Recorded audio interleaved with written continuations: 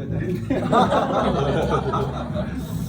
여기가 파이널 데스티네이션이어서 아주 마음이 편안하게 왔습니다. 아이고. 지가 가면 자기소개로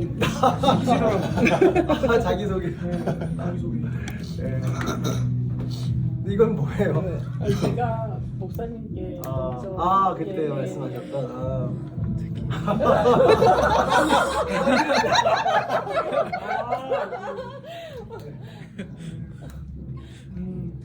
피프티 퍼스트 데이트 생각나요? 목사님 말씀하셨던 피프티 퍼스트 설교하면 다른 건 기억 안 하시고 그래서 자, 이제 기도하고 시작하겠습니다. 하나님 감사합니다. 이렇게 저희들을 사랑하셔서 예수님을 다시 한번 우리의 믿음의 주님으로 고백하고 예수님을 믿는다는 것이 도대체 무엇인가를 다시 한번 생각해 볼 수 있는 귀한 시간 허락해 주셔서 너무나 감사합니다. 이 자리가 저희들에게 주신 하나님의 축복의 선물임을 알고 진지하게 우리를 찾아오시는 성령님을 만날 수 있는 저희들 모두가 되게 하여 주시옵소서. 예수님의 이름으로 기도드렸습니다. 아멘. 자기 소개 얘기하셨는데 제 이야기부터 조금 시작하면요. 저는 어릴 때 하면 딱 떠오르는 장면이 지난주에 이제 나누셨잖아요. 저는 어머니의 등에 엎혀서 이 조퇴하는 장면 항상 아팠어요. 제가 이제 어렸을 때 7살 때쯤이었나 류메릭 피버 때문에 심장에 문제가 생겼어요.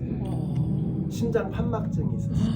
그래서 이제 왜 입술 파랗고 막 체육 시간에 이렇게 그냥 나가지도 못하고 그냥 이렇게 창문 너머로 애들 노는 거 구경만 하고 그래서 항상 저는 이제 몸이 약했고 또 한 가지는 이제 편두통. 어려서부터 편두통이 있었어요. 근데 이제 이게 편두통이 이렇게 한 번 생기면요, 이렇게 한쪽에서 이렇게 뭉게뭉게 구름 같은 게 이렇게 올라와서 나중에 이렇게 전체가 다 이렇게 눈은 떴는데 빛은 보이는데 글씨가 안 보이는 거예요. 그러면서 이제 그때부터 막 머리가 깨질 듯이 아프기 시작하는 거예요. 한 달에 한 번 정도 평균적으로. 근데 어떤 때는 하루에 2번씩 막 그럴 때가 있어요. 그러면 이제 어린 나이에 그게 뭐 타이레놀 약 같은 걸 먹어도 진통제를 먹어도 효과가 없어요. 그때는. 그러니까 이제 저 나름대로 터득한 방법이 뭐였냐면 우는 거예요. 이렇게 엉엉 울다가 이렇게 잠이 들면 그러고 나서 깨면 이제 머리가 이제 뽀개질 듯이 아프지만 이제 아프면서도 이제 나아지고 있구나 하는 걸 이제 느끼지. 근데 어차피 공부를 못 하니까 이제 엄마가 이제 오셔서 저를 이렇게 업고 어린 저를 업고 이렇게 학교 이제 나가는 그 장면이 어렸을 때 항상 머릿속에 있어요. 그래서 이제 제가 하나님을 만난 것이 이제 그걸 통해서인 것 같아요. 제가 이제 고2에서 고3 올라갈 때 그때 이제 심장 수술을 받았어요. 이게 더 이상 몸이 커지니까 이제 심장이 버티지 못하는 거예요. 원래 심장이 계속 약해서 페니실린이라는 약을 먹으면서 이제 근근히 버티면서 살았는데 고3쯤 올라갈 땐 이게 너무 몸이 이제 커지니까 어른이 돼가니까 이게 약한 심장이 버티지 못해요. 그래서 그 금속 판막으로 이제 판막을 바꿨어요. 근데 이제 수술하기 전날 밤에 그게 이제 큰 수술이었거든요. 왜냐면 이 심장 밸브를 바꾸는 거니까 1988년 아직까지 우리 88 올림픽 하던 그때 그러니까 아직까지 개발도상국 우리 한국이 그런 때였기 때문에 좀 큰 수술이었고 좀 위험했는데 더군다나 저희 집이 가난해서 수술비가 없는 거예요. 그 당시 지금도 그렇지만 이런 큰 수술은 돈이 없으면 수술 못 받거든요. 근데 제가 다녔던 교회에서 도와주셨어요. 모금해 주시고 또 어떤 장로님 한 분이 이렇게 많이 도와주셔가지고 수술을 받게 해주셨어요. 근데 수술 받기 전날 우연히 이렇게 뭐 이렇게 제가 어떻게 우연히 본 것 같아요. 이 수술 동의서 같은 거 있잖아요. 당신이 수술 받다가 죽어도 우리 책임 아니다 뭐 이런 거. 제 어린 마음에 그걸 딱 보니까 무슨 생각이 이제 부정적인 생각이 돌기 시작하니까 어떤 생각이 돌았냐면 야 내가 내일 수술 받고 눈을 못 뜰 수도 있겠는데 이런 생각이 든 거예요. 그날 밤에 얼마나 무서웠는지 몰라요. 그래서 그냥 이제 교회는 어려서부터 다니긴 했지만 믿음이 없었기 때문에 그냥 처음으로 그때 기도라는 걸 해본 것 같아요. 근데 기도를 이제 밤새도록 했는데 기도를 할 줄 모르니까 그냥 하나님 살려주세요. 네, 살려주시면 이제 뭘 하는 얘기도 있죠. 근데 살려주시면 뭐 목사가 되겠습니다 이러지는 못하고, 왜냐면 목사가 되면 인생이 재미가 없잖아요. 목사가 되고 싶진 않았고, 그래서 살려주시면 하나님의 일을 하겠습니다. 아주 애매하게 이렇게 좀 여지를 남겨 살려주시면 하나님의 일을 하겠습니다. 그날 밤에 제가 이제 처음으로 이게 어떤 이게 내 위에 어떤 존재가 계시는구나 하는 것을 그때 이제 어렴풋이 느꼈던, 그래서 이제 하나님의 존재에 대한 것이 이제 가슴에 확 박혔던 그런 타이밍이었던 것 같아요. 그리고 이제 대학을 졸업하고 미국에 왔어요. 미국에 왔는데 저희 가족들은 제가 대학교 들어갈 때 이미 이민을 와 있었기 때문에 저는 이제 사실 미국에서 살 생각이 없었고, 한국에서 대학 졸업하고 이제 한국에서 살 생각이 없고 그냥 잠깐 가족들을 만나러 미국에 왔던 거예요. 근데 와서 보니까 동생이 이제 노트에다가 책상에다가 There is no God, 하나님은 없다 이렇게 딱 써놓은 거예요. 근데 제가 놀란 게 동생은 믿음이 좋았거든요. 저는 날라리였지만 동생은 제대로 열심히 신앙생활하고 아주 착한 애였고, 근데 하나님이 없다는 거예요. 깜짝 놀랐어요.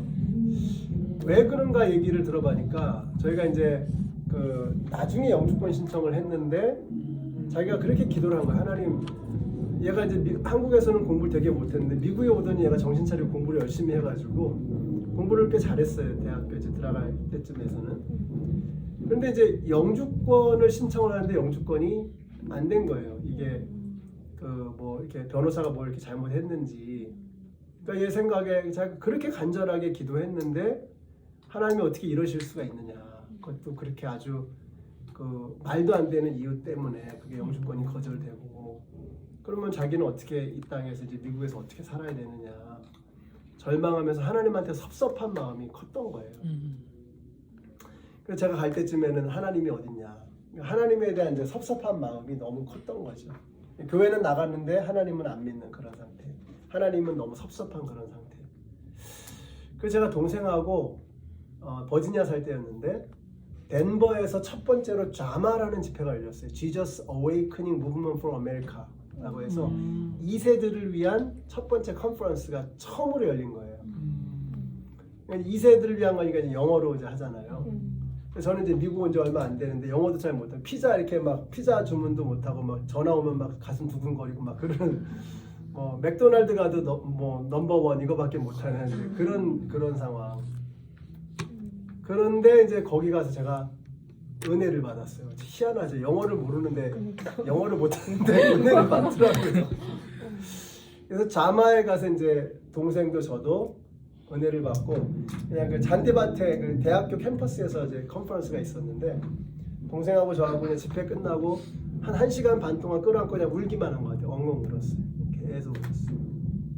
동생도 회복되고 저도 이제 막연하던 하나님을 그냥 정말 이제 예수님을 받아들이는 그런 모먼트가 있었죠. 그리고 버지니아에 딱 도착했어요. 저는 이제 너무 피곤하니까 자고 있었고 운전해서 갔다 왔거든요. 그러니까 저는 피곤해서 나가 떨어져 있었고 동생은 또 뭐 돈을 벌겠다고 이제 무슨 뭐 통역한다고 어디 간 거예요. 근데 가서 보니까 그게 통역하는 게 아니라 이제 INS 이민국에서 무슨 서류를 이렇게 제출하면 그냥 그것만 하면 뭐 돈을 100불을 준다 뭐 이렇게 한 것 같아요. 그래서 자기는 이제 고등학교 같이 졸업한 애가 뭐 그거 뭐 아는 분이 그냥 시키니까 했는데 그때 INS에서 언더캅이 나온 거예요. 그래서 잡혔어요. 긴 이야기를 짧게 하면 그래서 많은 트라이얼을 하고 결국은 추방됐어요. 그러니까 동생이 그러더라고요. 형, 내가 만약에 그때 하나님을 안 믿었다 그러면 난 자살했을 것 같아. 그러니까 가자마자 이제 얘가 추방이 되니까 뭐 길이 없는 거죠. 그래서 한국으로 가자마자 이제 군대 들어가야 됐고 막 그런 막 너무 힘들었던 시간이죠. 근데 얘가 자마에 가서 하나님을 만났기 때문에 그걸 버텨내고 이겨내더라고요. 결국은 호주로 가서 파일럿이 됐어요. 이제 비행기 조종사가 됐고 그다음에 선교사가 됐어요. 항공 선교.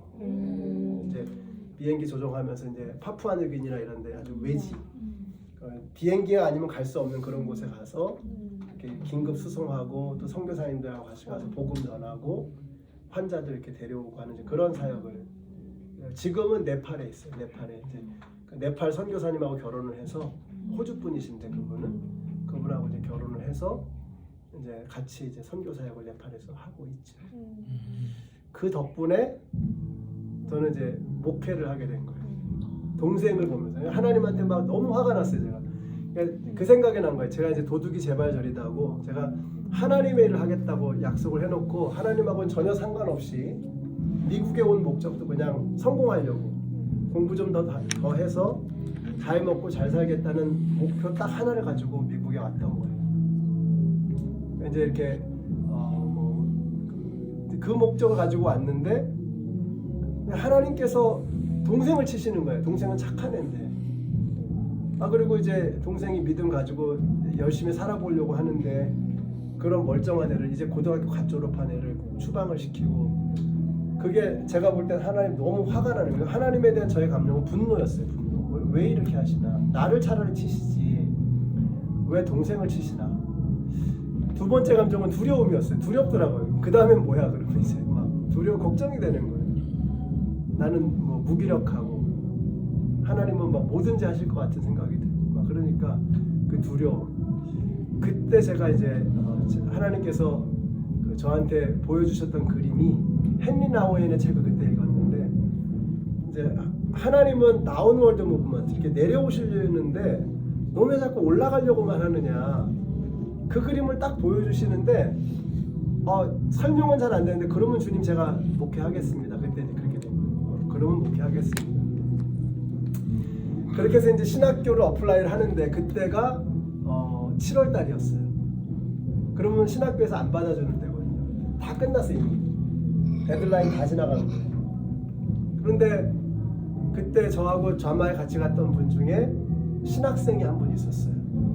리치몬드에 신학교가 있다고. 그게 이제 제가 나온 신학교인데 그래서 그냥 무작정 갔죠. 데드라인 다 끝났는데 가가지고 막 사정사정 했어요. 너 이해는 하겠는데 내년에 해라. 미국 사람들은 그러잖아요. 내년에 그냥 어플라이 하면 순서대로 이렇게 순리대로 해라. 내 가슴이 너무 뜨거워서 난 내년까지 기다릴 수가 없다. 그러니까 이제 이 학교에서 너한테 일주일을 줄 테니까 일주일 안에 모든 걸 다 준비해서 어플라이를 하면 그러면 너를 위해서 커뮤니티가 한번 모이겠다. 조그만 학교에 한 300명 정도 학생이 있는 조그만 학교인데 이제 모여주는 거예요. 그래서 이제 어플라이를 해가지고 이렇게 다 이렇게 뭐 서류 다 하고 토플은 반원계 있고 뭐 추천서 받고 근데 문제가 그 성적 증명서를 받아야 되는데 제가 다니던 학교가 데모를 잘하는 학교예요. 근데 그때는 또 교직원들이 데모를 하고 있었어. 연락이 안 되는 거예요. 이제 내일 모레쯤 되면 이걸 다 제출을 해야 되는데 이게 연락을 안 해주니까 이게 뭐 방법이 없잖아요. 요즘같이 인터넷으로 막 하는 그런 때도 아니고 그냥 전화해가지고 보내주세요 이래야 되는데 연락이 안 된 거예요. 근데 마지막에 이제 연락이 된 거예요. 거의 마지막 순간에 그 어떤 자매님인데 자초지종을 설명했지만 믿는 분인 것 같아요. 이게 법은 이렇게 하면 안 되는 건데 일단 팩스로 보내주겠다. 그리고 오리지널은 자기가 이렇게 보내주겠다. 그렇게 해가지고 그분이 자기 돈으로 보내주고 팩스를 해가지고 이제 막판에 이제 근데 해마다 그 학교가 한국 사람들을 2명씩 뽑았어요. 왜냐면 이제 들어가면 풀 스칼러십을 주기 때문에 한국 사람들을 2명씩 뽑았는데 그 해에만 딱 1명 뽑힌 거예요. 와. 자리가 하나 남아 있었던 거예요. 그러니까 저로서는 정말 너무 신기한 일이죠. 그렇게 생각하지도 않았던 학교에 어플라이하고 자리가 하나 비어 있어서 또 나를 위해서 커뮤니티 모여주고 또 이렇게 해주고 그리고 이제 한 학기가 지났는데 깜짝 놀랐어요 제가. 이게 왜 놀래? 제가 이제 신학교 가기 전에 그랬거든요. 하나님 한 번만 좀 확실하게 보여주시면 제가 뒤도 돌아보지 않고 신학교를 하겠습니다. 좀 보여주세요. 뭐 좀 들려주세요. 근데 끝까지 안 보여주시고 안 들려주시는 거예요. 그래서 어쩔 수 없이 그냥 어플라이 하고 이제 그 과정 자체도 참 신기한 일이긴 했지만 어플라이에서 이제 한 학기를 끝나고 딱 생각하면 깜짝 놀랐어요. 제가 그 학기 동안에 한 번도 아프지 않았어요. 제가 평생을 한 달에 한 번씩 계속 아팠거든요. 이 평균적으로. 근데 그 하나 이번 학기는 안 아팠네? 깜짝 놀란 거예요. 그리고 그 이후에 저한테 편두통이 없어요. 그러니까 이거 저는 이제 그걸 그래서 기적이라 하나님께서 보여주신 거라고 생각하는데 희한하게 보여주시더라고요. 제가 그랬잖아요.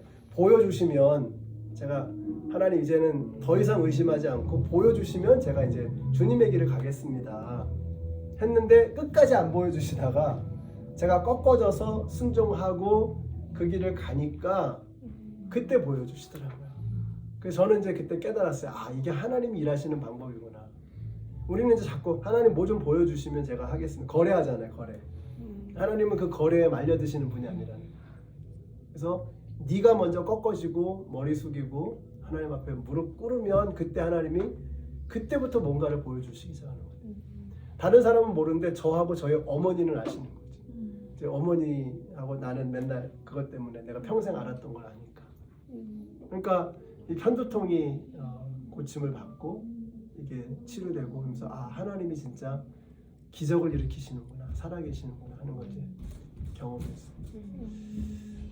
그러고 나서 이제 제가 교회를 이제 2007년도에 이제 교회를 시작했어요. 그러면서 제 마음속에 어떤 교회를 하고 싶은가, 어떤 교회, 제가 이제 개척을 안 하고 싶었던 이유는 두 가지 이유가 있어요. 첫째, 성격이 제가 개척할 만한 성격이 아니에요. 보통 개척하려고 그러면 막 투쟁적이고 막 뭔가 이렇게 막 밀어붙이는 뭐 있어요. 저는 그런 성격이 아니거든요. 하나님 제 성격은 아닙니다. 개척이 아닙니다.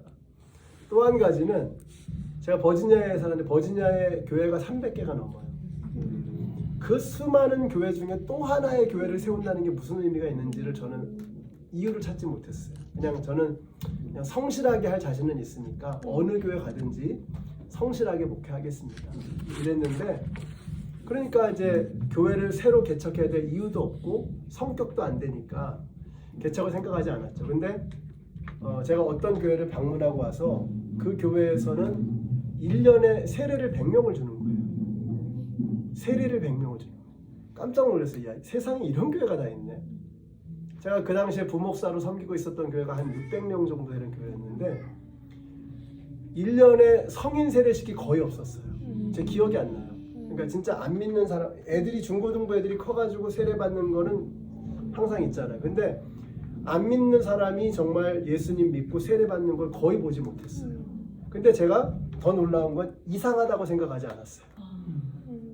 그냥 바쁘니까, 교회는 계속 바쁘니까, 사람들이 막 오니까 계속 그거를 돌보는 것도 정신이 없으니까. 그런데 그 교회를 방문하고 나서 이게 이상한 거였구나. 그럼 다시 말하면 그 교회, 제가 섬기고 있었던 그 교회가 부흥하는 이유는 다른 교회가 망가졌기 때문에 거기서 온 거예요. 뭐 싸움이 나서 오고, 거기가 싫어서 오고, 시험 받아서 오고, 그런 사람들을 돌보는 것에 모든 에너지가 다 쏟아가고 있는. 그러면 하나님 나라의 관점에서는 이게 믿지 않는 영혼이 이렇게 하나님 앞으로 나와야 하나님의 나라가 확장되는 것인데, 그게 아니라 오른쪽 주머니에 있던 것을 왼쪽 주머니에 옮긴 거잖아요. 이거는 부흥이 아니거든요. 제가 그 교회를 보면서 그러면 어떤 교회를 해야 되는지가 그때 생각이 난 거예요. 이런 교회를 해야 되는 것이구나. 근데 그 교회가 저 혼자 하는 게 아니라 이렇게 평신도 리더십과 같이 함께하는 그런 스타일의 그 교회더라고요. 그래서 그러면 나도 할 수 있겠다. 나 혼자 하는 게 아니라 같이 하는 거라 그러면 같이 할 수 있겠다. 그래서 우리 교회 목장 있잖아요. 그 시스템의 목장을 통해서, 그래서 제가 이제 그 섬겼던 교회가 목장이 5개, 나중에 10개가 됐는데 10개의 목장이 있는데 1년에 10명에서 20명까지 세례를 받았어요. 1년에. 놀라운 일이죠. 놀라운 일이죠. 막 지나가다가 이렇게 불교 신자가 와서 이렇게 라디오 설교 듣고 와서 세례 받고, 또 그런 일도 막 이혼하려고 하던 가정이 이제 같이 성경 공부하다가 다시 회복이 돼가지고 늦둥이 보고 막 이런 일들이 일어나고, 너무너무 재밌었어요. 그래서 제가 그때 생각한 교회가, 이제 교회는 어떤 교회가 되어야 하느냐. 주님, 큰 교회가 아니고 좋은 교회 되고 싶습니다. 버지니아에 큰 교회 많거든요. 큰 교회가 아니라 주님, 주님이 기뻐하시는 좋은 교회 되고 싶습니다. 그게 저의 목적이었어요. 좋은 교회. 그리고 이제 혼자 하는 게 아니라 함께 가는 교회. 그게 이제 제가 하고 싶었던 교회 모습이었고, 여기 와서도 제가 하고 싶은 거는 그거예요. 제가 오늘 아까 이제 요 모임 바로 직전에 모이는 모임에서 우리 교회가 어떤 교회가 되어야 될 것인가, 한 영혼을 천하보다 소중하게 여기는 교회, 죽어가는 영혼을 살리는 교회, 그런 교회가 되고 싶다고, 그런 일을 감당할 수 있는 일꾼들을 뽑아야 된다고 제가 이제 얘기하고 왔거든요. 저는 우리 교회가 그런 교회가 됐으면 좋겠어요. 큰 교회 말고 좋은 교회. 병원도 크다고 좋은 병원이 아니잖아요. 사람을 살려야 좋은 병원이잖아요. 교회도 크다고 좋은 교회가 아니라 사람을 살려야 좋은 교회다. 저는 확신이 있어요. 그래서 그런 교회를 하고 싶습니다. 그래서 그게 이제 뭐 저에 대한 간단한 소개고요. 제가 이 예수영전 모임을 하는 것도 이제 그 일환이에요.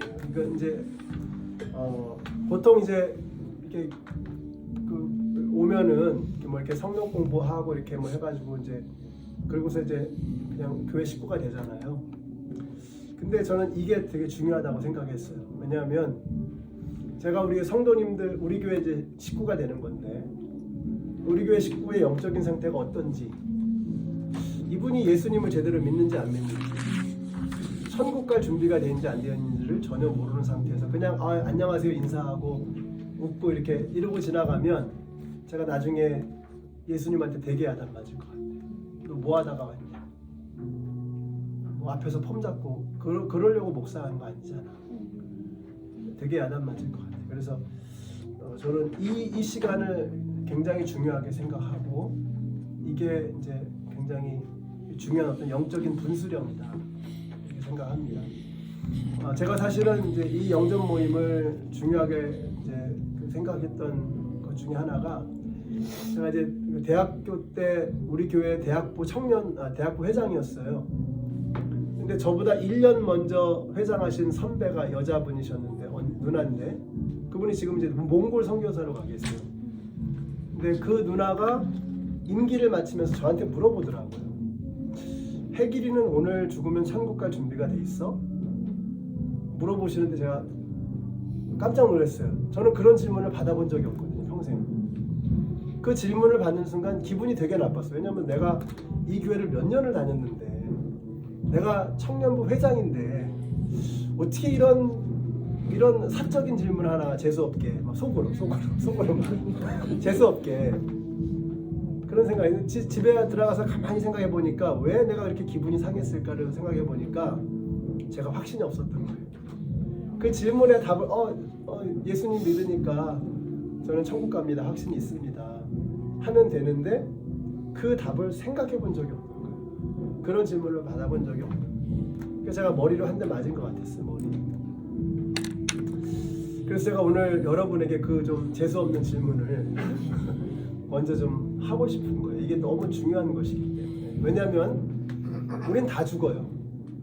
결국은 언젠가 다 죽습니다. 비행기가 이륙하면 착륙할 때가 있는 것처럼, 애가 태어나면 그 아이가 이 땅을 떠나갈 때가 있는 것처럼, 우리는 결국은 다 유한한 시간을 살다가 가는 거예요. 그러면 불언장래, 조만간 우리의 코끝에서 호흡이 멈추는 그 순간이 온단 말이죠. 우리가 죽기 전에 죽으면 어떻게 될 것인가에 대한 이 질문을 들어보지 못했다, 이 질문에 답할 수 없다면 우리는 죽을 때까지 불안할 수밖에 없어요. 왜냐하면 언제 죽을지 모르잖아요. 우리가 다음 주에 여기 다시 만나리라는 개런티는 어디에도 없습니다. 아무도 모르는 거예요. 그래서 오늘 이 자리가 참 저는 중요하다고 생각합니다. 그래서 제가 여러분이 좀 불편해하실 수도 있지만 이 질문을 제가 여러분에게 좀 꼭 드리고 싶은 거예요. 오늘 내가 죽으면, 우리는 반드시 죽잖아요. 오늘 내가 죽으면 나는 천국에 갈 확신이 있는가? 라는 질문입니다. 그래서 제가 한번 이 질문을 좀 먼저 좀 드리려고 해요. 자기 이름을 좀 얘기해 주시고요. 저는 하승희입니다. 오늘 죽으면 어디 가세요? 천국 네. 갑니다. 네, 갑니다. 오늘 죽으면 천국 갈 확신이 있으시다. 네. 그 다음에 저 오늘 죽으면 어디 가실 것 같아요? 천국이에요. 네, 성함 제가 박보금입니다. 박보금. 네. 그 다음에 천국이요. 성함부터 얘기. 기다렸다는 오승님. 오늘 죽으면 어디로? 천국이요. 근데 이게 이제 제가 좀 부탁드리는 것은 분위기 있잖아요. 분위기 아니 다 하는 분위기니까 나도 해야 돼. 이러지 마시고. 그래서 이제 이렇게 많이 모이는 게 제가 조금 사실 좀 불편하긴 해요. 한 대여섯 명 모이면 딱 좋더라고요. 얘기를 좀 더 자세하게 할 수 있으니까. 그러나 이제 요즘에 저희 교회 많이 오셔서 이렇게 좀 많이 이제 모여서 할 수밖에 없지만 그러나 이 분위기를 좀 이기시고 이거는 중요한 질문이거든요. 그래서 한번 이게 무슨 뭐 이렇게 눈치를 볼 일도 아니고 그냥 분위기 탈 일도 아니에요. 내 인생에서 제일 중요한 질문이니까. 그래서 우리 자매님 성함 부탁드립니다. 지현주. 지현주. 오늘 죽으면 어디 가세요? 천국 갑니다. 그다음에 자매님. 저는 정하영입니다. 오늘 죽으면 어디 가실 것 같으세요? 예수님 만나러. 예수님 만나. 네, 좋습니다. 그다음에 저 정현서고요. 저도 죽으면 천국 갈 수 있습니다. 감사합니다. 성함. 저는 이성환입니다. 성원. 오늘 죽으면 어디 갈 것 같으세요? 천국은 아닐 것 같습니다. 네. 감사합니다. 그다음에 송정. 오늘 죽으면 어디 가실 것 같으세요? 천국을 간다고 하시랍니다. 참. 저는 이수진입니다. 오늘 죽으면 어디 가십니까? 저는 제가 죄인인 사람이긴 하지만 하나님이 살아계신다고 믿고 있기 때문에 천국에 갈 수 있다고 믿습니다. 감사합니다. 네, 우리 자매님 성함. 네, 저는 김수연이고요. 네. 저도 오늘 하나님이 불러주시면은 하나님 만날 수 있는 천국 같다고 확신합니다. 감사합니다. 김상민입니다. 오늘 죽으면 어디 가십니까? 네, 예수님이 내 보혈로 천국에 갈 수 있다고 믿습니다. 감사합니다. 네, 저는 박재영이고 저도 천국을 갈 거라고 믿고 있어요. 네. 감사합니다. 성민이고 저도 천국에 갈것 같다고 믿고 있습니다. 네, 감사합니다.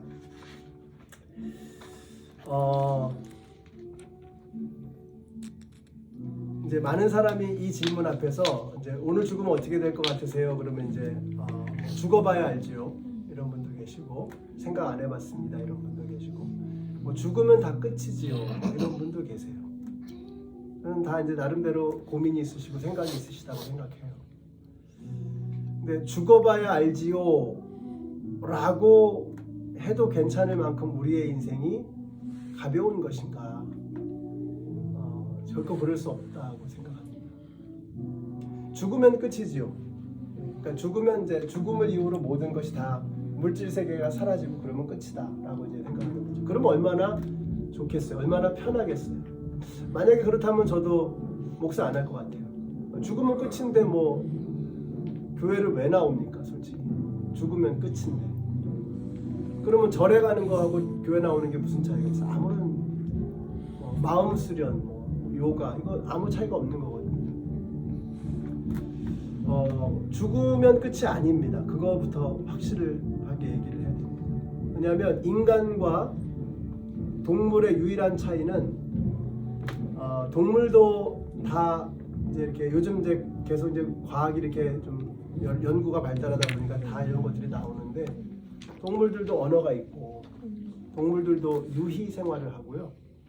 또 침팬지가 뭐 뽀뽀를 되게 진지하게 한다 그래요. 그러니까 뭐 뽀뽀도 하고 뭐 하여튼 인간 비슷하게 언어도 있고 동물들도 지능도 되게 높고 동물과 인간의 유일한 차이점은 제가 전에 이거 몰랐어요. 차이점이 없더라고. 저는 이제 사회학을 공부했기 때문에 야 동물과 인간의 차이점이 없다. 뭐 우리는 만물의 영장이라고 하지만 동물들도 다 하는 거고 어떤 건 동물들이 인간보다 뛰어난 게 있어요. 기억력도 까마귀가 굉장하다 그래요. 이런 여러 가지 원숭이가 뛰어난 점도 있고 인간보다 숫자를 세는 데 있어서 뭐 뛰어난 면도 있고 뭐 여러 가지가 있더라고요. 그래서 동물과 인간은 차이가 없는 거예요. 그런 면에서 보면 딱 하나가 있더라고요. 인간만이 영적인 존재라. 그래서 인간만이 예배라고 하는 것을 드리는 거예요. 인간만이. 그래서 침팬지가 아무리 스마트하고 아무리 지능이 높아도요, 침팬지가 눈물을 흘리면서 예배드리는 걸 우리가 볼 수 없을 거예요. 이런 예를 드리는 게 조금 죄송스럽긴 하지만 제가 전에 있었던 교회에서 그 아이가 이제 교회를 되게 좋아했어요. 저하고도 되게 친했고, 근데 이 아이가 지능이 좀 낮아요. 문장을 하나를 제대로 완성을 잘 못해요. 근데 얘가 바로 이 자리에서, 이런 자리에서 예수님을 정확하게 영접했어요. 이렇게 기도문을 다 따라할 수 없기 때문에 단어 하나하나 끊어서 제가 얘기를 했어요. 얼마나 오래 걸렸는지 몰라요, 시간이. 그 아이가 예수님을 영접하고 예배 드릴 때 찬양할 때 눈물을 흘리면서 찬양해요. 그걸 보면서 야, 인간은 정말, 그래서 인간은 정말 천하보다 소중하구나. 인간만이 영적인 존재라는 걸 저는 확신해요. 영적인 존재는 영원히 존재합니다. 그러니까 영은 몸이 죽는다고 끝나는 게 아니에요. 물질 세계가 끝난다고 끝나는 게 아니에요.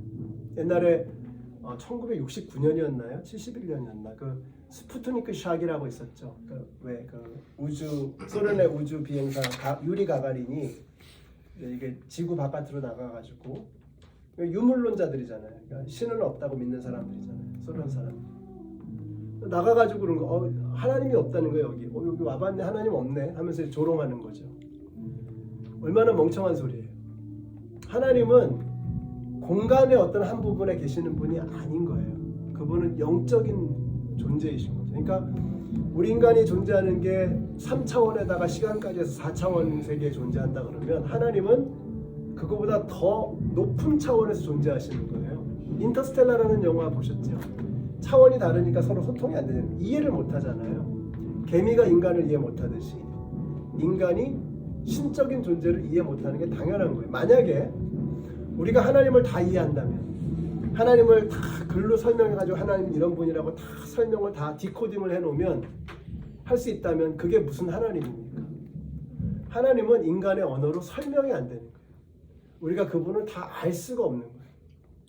우리가 공부하고 연구해가지고 하나님을 알 수가 없어요. 그래서 성경은 레벨레이션, 계시하시는 거예요. 우리가 하나님이 우리에게 드러내 보여주신 만큼만 볼 수 있는 것이지, 인간이 연구해가지고 하나님을 알 수 있는 게 아니에요. 왜냐하면 우리가 하나님하고는 차원이 다른 존재이기 때문에 그런 거예요. 그러니까 인간의 한낱 그 과학의 지식으로 하나님을 알 수 있다는 건 이건 망상에 지나지 않는 것입니다. 제가 종종 얘기하지만 과학은 뛰어나고 훌륭한 것이죠. 저는 과학은 굉장히 유용한 것이고 대단한 거라고 생각합니다. 그래서 이 과학자들이 얼마나 대단하냐면요, 지금도 관찰해 보니까 우주가 팽창하고 있다는 거 아니에요. 이 사람들이 얼마나 대단하냐면 이 팽창하는 속도를 거슬러 올라가서 계산을 해보니까 138억 년인가 그렇다는 거예요. 대단하죠. 138억 년까지 거슬러 올라가면 이 모든 우주가 한 점에 모인다는 거예요. 왜? 팽창하니까. 팽창한 것을 거슬러 올라가면 138억 년에는 이게 우주가, 온 우주가 한 점의 덩어리로 합쳐진다는 거예요.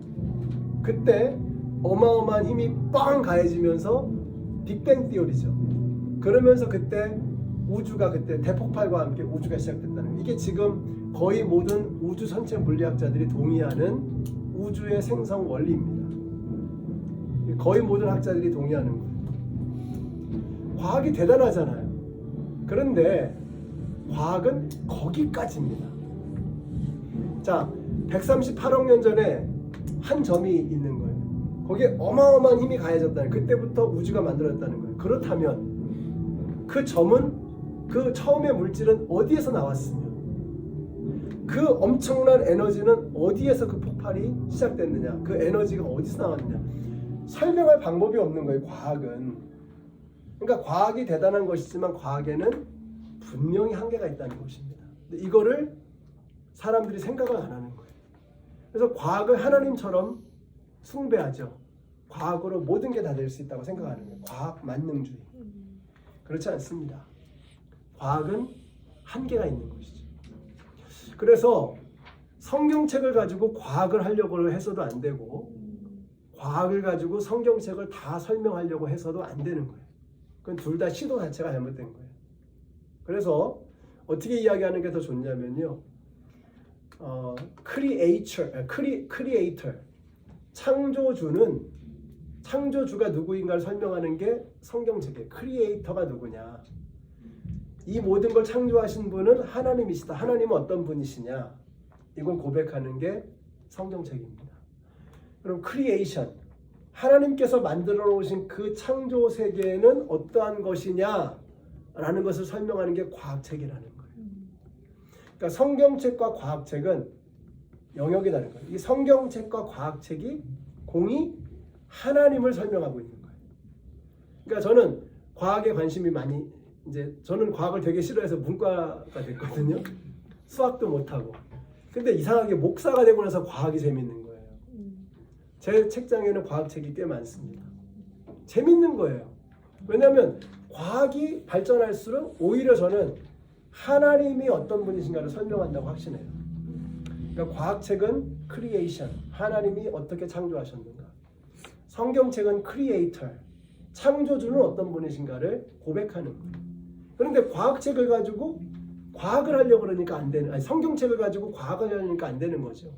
과학책을 가지고 하나님을, 창조주를 설명하려니까 안 되는 거죠. 이게 명확해야 돼, 이해가 돼야 되는 거예요. 그래서 이제 왜 그 리차드 도킨스 같은 분은 이제 과학자잖아요. 영국의 유명한 과학자예요. 만들어진 신 뭐 이런 거 쓰는 사람. 안 믿는 사람들이 그 사람 그 책 읽고서 막 열광하잖아요. 근데 이 사람 과학자인데 이렇게 연구한 다음에 그거 봐, 그러니까 하나님은 없어라는 결론을 내린 거예요. 근데 NIH라고 있습니다. 제가 살던 그 메릴랜드에 내셔널 인스티튜트 오브 헬스라는 곳이에요. 국립의료보건원 같은, 그러니까 미국의 이 생물학이나 이런 것들을 총괄하는, 거기 어마어마합니다. 규모가 대학교 캠퍼스 같아요. 그 규모가 수천 수만 명이 그 안에 연구자들이 있어요. 저는 이제 그곳에서 우리 한인 연구원들하고 성경 공부하고 그랬는데 엄청나게 많은 사람들이 모이는 NIH라는 곳이 있어요. 그 NIH의 총 디렉터가 프란시스 콜린스라는 분이 있어요. 이분이 지놈 프로젝트라고, 여러분 인간 게놈 프로젝트 있죠. 이 유전자 지도, 이거를 총 책임을 맡고서 하셨던 최고 과학자예요. 세계적인 과학자 프란시스 콜린스. 이 사람은 뭐라고 얘기하냐면, 리차드 도킨스는 그거 봐, 그러니까 하나님 없잖아, 이 결론이거든요. 프란시스 콜린스는 그거 봐, 하나님이 없으면 설명이 안 돼. 최고의 과학자가 말이죠. 그러니까 제가 말하고 싶은 건 뭐냐면, 과학 가지고 이거냐 저거냐라고 말하는 것은 이거는 불가능한 시도라는 것입니다. 영역이 다른 거예요. 영역. 그래서 우리가 과학을 생각할 때 이런 한계를 알아야 돼. 한계. 그래서 우리가 천국과 지옥도 그렇잖아요. 천국, 그러면 천국 하면 떠오르는 게 뭐예요? 이렇게, 아이고 죄송합니다. 천국 하면 떠오르는 게 뭐예요? 황금길, 황금길, 진주문. 근데 한번 생각해 보세요. 아니, 금이라는 게 여기서야 귀한 거지, 천국 가서 금 가지고 뭐 하겠어요? 발만 시렵지. 미끄럽잖아요. 위험해. 아니 이게 무슨 소용이 있냐고요, 천국에서. 그러면 왜 천국을 황금길로 비유했을까요? 지구상에서 가장 오랜 세월 동안 가장 넓은 지역에서 광범위하게 가장 귀하게 여겨졌던 보물은 금이었어요. 그러니까 지구에서 가장 귀하게 여겨지는 금도 천국 가면 아무것도 아니다. 그만큼 천국은 글로리어스한 곳이다 라는 것을 설명하고 있는 거예요. 상징적인 언어를 표현하는 거예요. 그러니까 그 요한계시록 같은 데 뭐 천국을 묘사하는데 뭐 보석 이름들이 계속 나와요. 그 무슨 천국에 보석이 박혀 있겠어요. 그만큼 상상도 할 수 없는 영광스러운 빛나는 곳이다 라는 것을 표현하고 있는 거예요. 지옥하면 뭐가 생각나요? 불 생각나요. 불. 근데 여러분 과학을 공부하셔서 아시잖아요. 불이 뭐예요? 산소가 격렬하게 타는 연소작용이잖아요. 그러면 지옥에 무슨 연소작용이 있겠어요? 아니 그러면 왜 불이라고 얘기하느냐 이거죠. 인간이 느끼는 고통 중에 제일 큰 고통이 화상이래요. 화상이 가장 고통스럽대요. 그러니까 지옥은 고통스러운 곳이구나. 그거를 표현하고 싶은 거예요. 천국은 영광스러운 곳이고 지옥은 고통스러운 곳이다. 그러니까 오히려 공간적으로 천국과 지옥, 천국이 어디 저 위에 있고 지옥은 저 밑에 어디 있고 이런 개념으로 생각하는 게 아니라 천국은 뭐예요? 하나님의 따뜻한 사랑이 충만한 거. 영원 하나님은 생명이시잖아요. 생명으로 충만한 거. 그러니까 아픈 사람이 없는 거. 거기는 다리 저는 사람이 없고 거기는 부족한 사람이 없고 다 고통이 다 해결돼요. 영원한 생명. 웃음이 넘치는 곳. 지옥은 하나님의 사랑이 배제된 곳이에요. 마치 태양을 등을 지면 그림자가 생기듯이 빛이 없는 곳이 어둠이잖아요.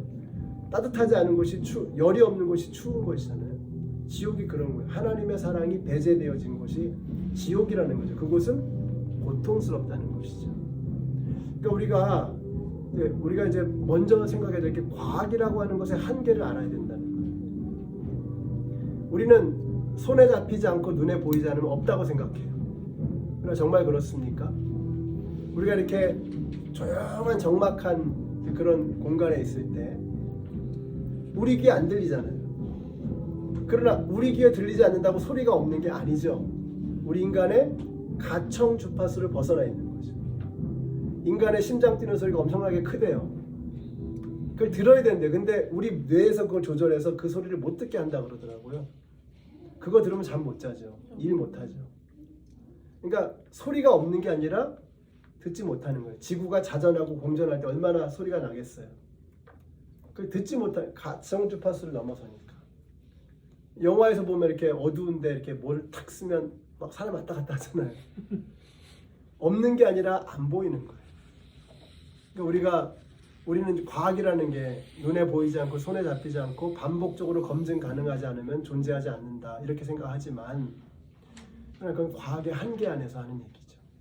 보이지 않는다고 들리지 않는다고 손에 잡히지 않는다고 존재하지 않는 게 아니라는 것입니다. 영적인 세계가 있다는 거예요. 인간과 동물은 다르다는 것입니다. 죽으면 끝이 아니라는 거예요.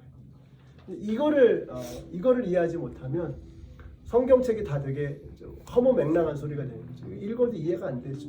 말도 안 되는 어린애 같은 만화 같은 얘기가 되는 거죠. 성경은 고도의 상징적인 언어다 하는 것을 기억하시고 말씀하고자 하는 의미를 알아요. 우리가 죽으면 어딘가로 가야 된다는 거예요. 믿는 사람은 믿는 사람이 가는 곳이 있고 하나님을 거부한 사람은 거부하는 사람이 가야 하는 곳이 있다라는 것을 얘기하고 있습니다.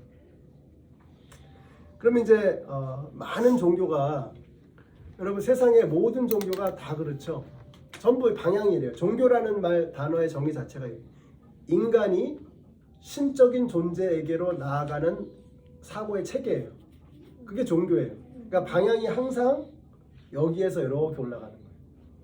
그러니까 인간이 노력해서 고행하고 수행하고 면벽하고 법을 지키고 다 자기가 하는 거잖아요. 자력 종교. 자기가 하는 거야. 자기가. 그런데 세상에 털어서 먼지 안 나는 사람이 없잖아요. 세상에 완벽한 사람이 없잖아요. 근데 기독교만 다른 거예요. 세상의 모든 종교가 내가 노력해서 내가 잘해서 천국에 가겠다는 것인데 기독교만 달라. 이게 참 신기한 거예요. 기독교만 달라요. 기독교는 뭐냐? 우리가 천국에 갈 수 없어서 우리가 하나님께로 갈 수 없어서 하나님이 우리에게 오셨다는 거예요. 메리 크리스마스가 그거예요. 크리스마스가 그거 아닙니까? 하나님이 오셨다는 거예요. 그래서 기독교는 종교가 아니에요. 종교라는 단어의 정의 자체가 인간이 신에게로 나아가는 방식이거든요. 기독교는 인간이 신에게로 나아가는 방식이 아니에요. 방향이 다르다니까요. 그래서 하나님이 오셨다는 거예요. 그래서 기독교는 하나님께서 우리에게 오신 사건입니다. 이벤트예요. 사건이에요. 그 사건을 네가 받아들이느냐 하는 것입니다.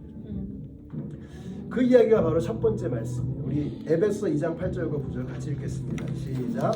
여러분은 믿음을 통하여 은혜로 구원을 얻었습니다. 이것은 여러분에게서 나는 것이 아니요 하나님의 선물입니다. 행위에서 나는 것이 아닙니다. 그러므로 아무도 자랑할 수 없습니다. 여기 중요한 단어가 뭐냐면요. 선물. 구원은 하나님의 선물이다. free gift. 선물의 특징이 뭐예요? 공짜라는 거죠. 공짜. 선물을 줬는데 이거 얼마짜리야 내가 줄게. 그러면 기분 상한, 빈정 상하는 거죠. 기분 상하는 거죠. 어떻게 하면 돼요? 땡큐 고마워. 선물을 줄 때는 딱 한 가지의 반응을 기대하는 거예요. 고마워 잘 쓸게. 여러분 이 고마워 잘 쓸게 땡큐 이게 종교적인 언어로 하면 뭐냐면 그게 믿음이라는 거예요. 하나님이 우리에게 구원을 선물로 주신 거예요. 프리 기프트. 프리로 밖에는 주실 수가 없었어요. 왜냐하면 이게 worthless 가치 없는 것이기 때문이 아니라 priceless 가격을 매길 수 없는 것이기 때문이에요. 그러니까 다시 말하면 돈 주고 못 산다는 거. 요즘 일론 머스크가 돈 제일 많은가요? 일론 머스크가 자기 전 재산 다 쏟아부어도 어린 반푼어치도 없죠. 그거 가지고 생명을 단 한치라도 연장할 수 있습니까? 생명은 인간의 돈으로, 인간의 능력으로 절대로 할 수 없는 영역이죠. 그러니까 이 생명의 문제에 관해서는 free gift, 공짜로 밖에는 주실 수가 없었던 거예요. 그러면 선물을 주셨어요. 내가 너에게 free gift, eternal life를 선물로 주겠노라 라고 하실 때 우리가 기대할 수 있는 반응은 뭐만 하면 돼? Thank you. 그게 믿음이라는 거예요. 그래서 영어 성경에 보시면은요, 믿음을 통하여 은혜로 구원을 받았다. Salvation by grace through faith입니다. 그러니까 믿음으로 구원받는 게 아니에요. 정확하게 말하면 믿음으로 구원받는 게 아니에요. 뭐를 구원받는다고요? 여기 성경에 뭐라 그랬어요? 은혜로 구원받는다 그랬잖아요. 근데 뭐를 통해서? 믿음을 통해서. Through faith. 그러니까 다시 말하면 우리의 믿음이 대단해가지고 구원받는 게 아니라는 것입니다. 이니시에이션은 하나님이 하시는 거예요. 하나님이 은혜로 우리를 선택하시고 우리를 자녀 삼으시기로 작정하신 거예요. 그것을 내가 받아들이냐 거부하느냐. It's up to you. 하나님은 우리를 기계로 만드신 게 아니에요. 로봇으로 만드신 게 아니에요. 결정은 네가 하라는 거예요. 하나님께서 선물을 주시는데 그 선물을 네가 거부할 것이냐 받을 것이냐는 너에게 달려있다는 것입니다. 왜냐하면 그렇잖아요. 우리가 사랑을 나누는데 내 아내가 로봇이야. 그래서 내가 사랑한다고 고백하면 사랑을 받을 수밖에 없는 그런 초이스가 없는 존재라면 그 사랑에 무슨 의미가 있습니까? 창세기 3장에서 왜 인간이 하나님을 거부했죠? 거부할 수 있는 존재로 창조하신 거예요. 왜냐하면 거부할 수 있는 존재이기 때문에 선택하는 것이 가치가 있는 거예요. 거부할 수 있는 초이스 자체가 없다 그러면 선택에 무슨 의미가 있습니까? 우리가 하나님은 우리에게 그런 관계를 원하시는 거예요. 진짜 우리하고 사랑을 나누기를 원하시는 거예요. 하나님 우리를 로봇으로 창조하신 게 아니라는 거예요. 그래서 은혜로 구원을 주시는데 뭐를 통해야만 되는 거예요? Through faith. 우리의 믿음을 통과해야 되는 거예요. 그러니까 우리의 믿음은 자랑할 건덕지가 없어요. 뭘 자랑할, 선물을 줬는데 땡큐 하는 게 그 땡큐 자체가 무슨 자랑할 거리입니까? 자랑할 일이 아니죠. 그건 그냥 감사할 일이죠. 그래서 거기 뭐라고 그랬어요? 행위하는 것이 아닙니다. 그러므로 아무도 뭐예요? 자랑할 수 없습니다. 당연한 거예요. 내가 믿음이 대단해가지고 천국 갔다 그러면 자랑할 만하죠. 내가 옛날에 제가 그런 얘기 들었어요. 어떤 분이 이제 명함을 파가지고 다니시는데 자기 이제 소개하는 명함이에요. 명함에 뭐라고 써있냐면은 40일 금식기도 2회 실시, 성경 통독 70회 실시 뭐 이렇게 써가지고 제가 이런 사람입니다. 너무 웃었어요. 말이 됩니까 여러분? 그 자랑할 일이 아니죠. 감사할 일이죠. 나의 믿음은 그래서 우리가 신앙생활 하면서요. 저는 여러분들이 이제 우리 교회 식구가 되시는데 교만하지 않으시기를 바라요. 자랑하지 않는 겸손하게. 자랑할 게 하나도 없어요. 다 하나님이 하신 건데 우리는 땡큐밖에 한 게 없는데 뭘 자랑합니까?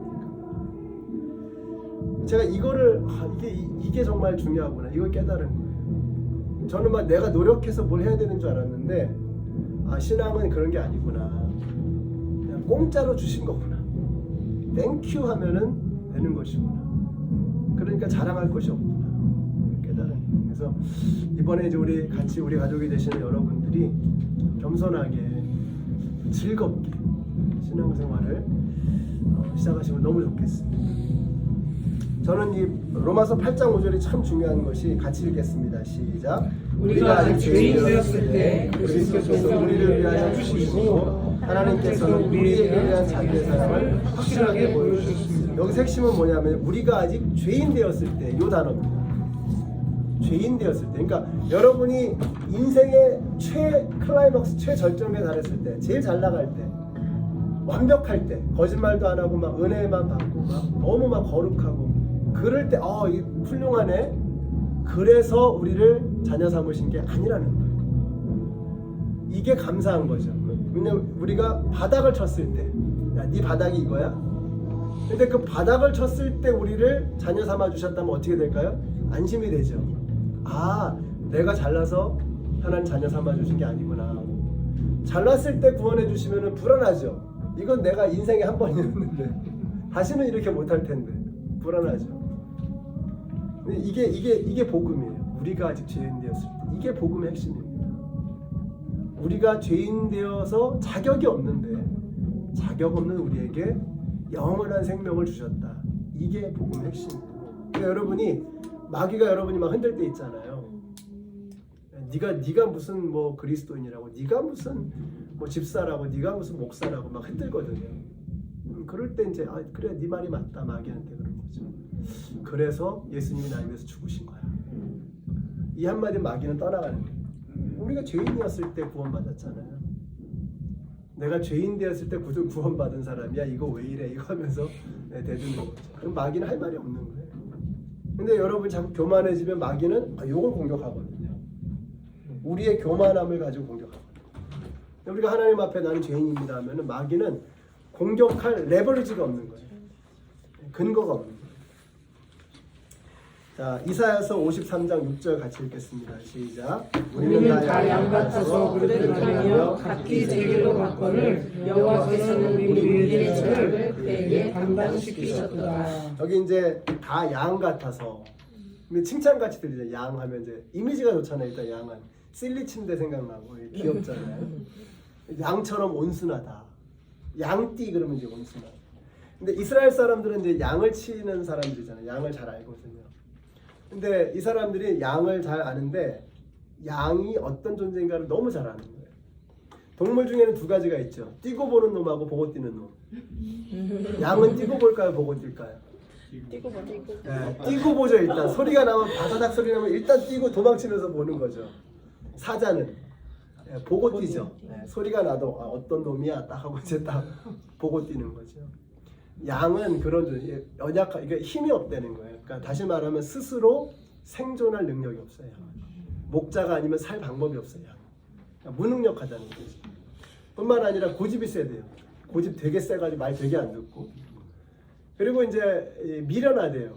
그래서 이게 막 털도 많은데 자기들끼리 맨날 뭉쳐. 그러니까 피부병이 걸리는 거예요. 그래서 그 피부병 걸리지 않도록 하기 위해서 그 사이 염소를 키워가지고 염소들이 막 자꾸 이렇게 막 흩어내게 하는 거죠. 맨날 구덩이 빠지고. 그래서 막 지팡이와 막대기로 나를 안위하신다. 지팡이와 막대기 왜 필요한 거야? 때리는 거예요. 말 안 들으니까 때리는 거예요. 또 지팡이가 왜 필요해? 막대기가 왜 필요하냐면 구덩이에 빠졌을 때 이거 건져내는 거예요. 그러니까 얘는 시력이 안 좋아가지고 맨날 가다 구덩이에 빠지고 그냥 엉뚱한 길로 가고 그런 데는 거죠. 그러니까 이제는 양 같으십니다. 칭찬 아니에요. 과히 좋은 거 아닙니다. 그러니까 우리가 그 얘기예요. 우리가 다 양 같아서 그릇 행하여 각기 제 길로 갔거든요. 지 멋대로 그냥 astray 길을 잃어버리는 거예요. 그런데 여호와께서는 우리 무리의 죄악을 그에게 담당시키셨구나. 우리의 죄를 그분에게 짊어지게 하셨다는 거예요. 이게 무슨 말이냐면 이 이야기를 제가 드립니다. 어느 훌륭한 왕이 있었는데 그 왕에게 어머니가 있었어요. 이 어머니에 대한 효성이 지극한 왕이었어요. 사랑이 아주 그냥 넘치는 그런 왕이었는데 이 어머니가 어느 날 그 나라에서 아주 중요한 법을 자기도 모르게 어긴 거예요. 그 법을 어기면 지위고하를 막론하고 채찍으로 40대를 맞아야 되는 그런 아주 심각한 법이었어요. 근데 이 어머니가 그 법을 어기게 된 거예요. 그러니까 나라가 반쪽으로 딱 갈라진 거예요. 야, 우리 왕이 아무리 법을 잘 지키는 왕이지만 사랑하는 어머니를 채찍에 맞아서 돌아가시게 할 리가 있겠느냐. 한쪽에서는 그런 얘기를 하고 다른 한쪽에서는 아무리 왕이 사랑이 많지만 너 우리 왕이 법을 어긴 거 본 적이 있느냐. 우리 왕은 정의의 왕이다. 절대로 법을 어길 뿐이 아니다. 그러니까 백성들이 반으로 의견이 딱 갈라진 거예요. 왕이 어떻게 했을까요? 왕이 명령을 내렸어요. 이 여인을 형틀에 묶어라. 그리고 채찍으로 40대를 쳐라. 그 채찍은 끝에 왜 쇳덩어리 붙어있는 납덩어리 붙어있는 그런 채찍이죠. 그 채찍에 40대를 맞으면 아무리 장정이라도 다 죽는 거예요. 근데 어머니를 그 형틀에 묶으라 그러고 채찍으로 때리라고 명령한 거예요. 그리고 그 순간 어머니를 끌어안았어요. 그러면 법을 집행한 거죠. 그리고 어머니에 대한 사랑을 실행한 거죠. 어머니가 죽어야 되는데 누가 죽은 거예요? 왕이 대신 죽은 거죠. 그게 십자가예요. 여러분이 십자가를 생각할 때 십자가가 이것이구나. 그러니까 왜 십자가를 보면서 눈물이 나느냐? 이거를 보면은 이걸 깨달으면 눈물이 나는 거예요. 내가 죽어야 되는 그 자리에서 하나님의 딜레마가 뭐냐면 우리를 사랑하셔서 하나님은 우리가 천국 가기를 원하시는 거예요. 지옥이 아니라 eternal life, 영원한 생명을 누리며 기쁘게 살아가기를 원하시는 거예요. God is love, 하나님은 사랑이시니까. 근데 하나님은 완벽하신 분이시고 하나님은 정의로운 분이세요. 그래서 죄 많은 우리가 천국에 가도록 할 수가 없는 거예요. 그게 하나님의 딜레마였어요. 딜레마는 둘 중에 하나, 모순이잖아요. 둘 중에 하나는 문제가 생기는 거 아닙니까? 이 문제를 해결할 수가 없는 거예요, 하나님. 그 문제를 해결하기 위해서 오신 분이 예수 그리스도. 방법은 하나였어요. 하나님 자신이 죽는 거예요. 우리를 위해서 대신 죽으신 거예요. 여호와께서는 우리 무리의 죄악을 그에게 담당시키셨다. 그가 누구예요? 예수님. 놀라운 게 뭐냐면요. 이사야서 53장이라고 그러죠. 이사야서는요. 예수님이 태어나시기 700년 전 사람이에요. 놀랍죠. 그러니까 예수님 태어나시기 700년 전에 예수님에 대해서 놀랍도록 성경에서 예언하고 있어요. 누군가 오셔서 우리의 이 죄악을 짊어지고 대신 죽으실 분이 계시다. 성경은 그 말씀을 하고 있는 거예요. 예수님을 믿는다는 건 이걸 믿는 겁니다. 왜 교회에 다른 건 없잖아요. 십자가 하나만 있잖아요. 교회는 아무런 상징이 없잖아요. 딱 하나 십자가. 왜냐면 그게 전부기 때문이에요. 내가 죽어야 되는 그 자리에서 하나님의 딜레마가 하나님의 딜레마에 빠지셨어요. 그 딜레마를 해결하기 위해서 예수님, 하나님 자신이 오신 거예요. 대신 죽으신 거예요. 사랑을 실천하시고 그 안에서 정의, 공의를 실행하신 거예요. 그분을 나를 위해서 죄를 짊어지시고 담당하신 그분을 어떻게 하겠느냐, 이거 하나 보겠다는 겁니다. 다시 말하면 뒤집어서 말하면요, 네가 얼마나 공부를 많이 했는지, 얼마나 네가 성격이 좋은지, 얼마나 돈이 많은지, 얼마나 세상에서 유명한지 이런 거 다 안 본다는 거예요. 딱 하나 보신다는 거예요. 너를 위해서, 네가 죽어야 되는데 너를 위해서 죽은 그 예수님이 네 앞에 있어. 그 예수를 어떻게 할 것인지 요거 하나 보겠다는 겁니다. 자, 그래서 요한복음 1장 12절 말씀입니다. 같이 읽겠습니다. 시작. 영접하는 자, 그 이름을 믿는 자들에게는 하나님의 자녀가 되는 권세를 주셨으니. 여기 이제 영접한다라고 하는, 이제 국어로 보면 국어죠, 국어. 영접하는 자, 곧 그 이름을 믿는 자니까 영접하는 자는 뭐예요? 국어로 보면 믿는 자하고 같은 말이죠. 근데 우리가 예수 영접 모임이라고 한 이유가 뭐냐면요, 이제 제가 밖에 나가서 전도를 하는 거, 예수님 믿으세요? 물어보면은 작년까지 믿었는데 올해는 안 믿어요. 이런단 말이죠. 그 말은 뭐예요? 아, 작년까지는 교회 다녔는데 올해부터 안 다녀요. 이런 말이거든요. 근데 말을 바꿔서 똑같은 질문인데 예수님 영접하셨어요? 물어보면 둘 중에 하나예요. 예수님을 accept 했든지 아니면 reject 했든지 둘 중에 하나인 거죠. 다른 제3의 선택이 존재하지 않는 거죠. 그래서 우리가 예수 영접 모임이라는 표현을 써요. 영접하는 자 곧 그 이름을 믿는 자들에게는, 그러니까 예수님의 이름을 믿는 자들에게는 하나님의 자녀가 되는 권세를 주셨습니다. 하나님의 자녀가 되는 권세 중에 최고의 권세가 뭘까? 저는 천국 가는 특권이라고 생각합니다. 이렇게 얘기하면 좀 촌스럽잖아요. 아, 천국 가려고 교회 다녀? 네, 저는 천국 가려고 예수님 믿습니다. 좀 세련되게 말하면 eternal life, 영원한 생명이 그분에게 있기 때문에.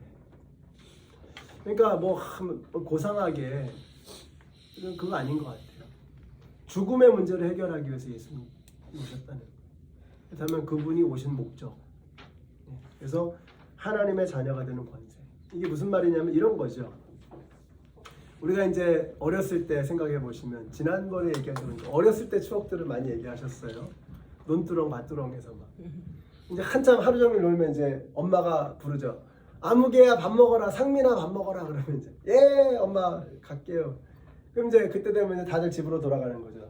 저녁이 지고 해가 지고 이제 막 이렇게 굴뚝마다 이렇게 연기가 오르고 각자 다 자기 집으로 가는 거죠. 자, 그 집에는 누가 있어요?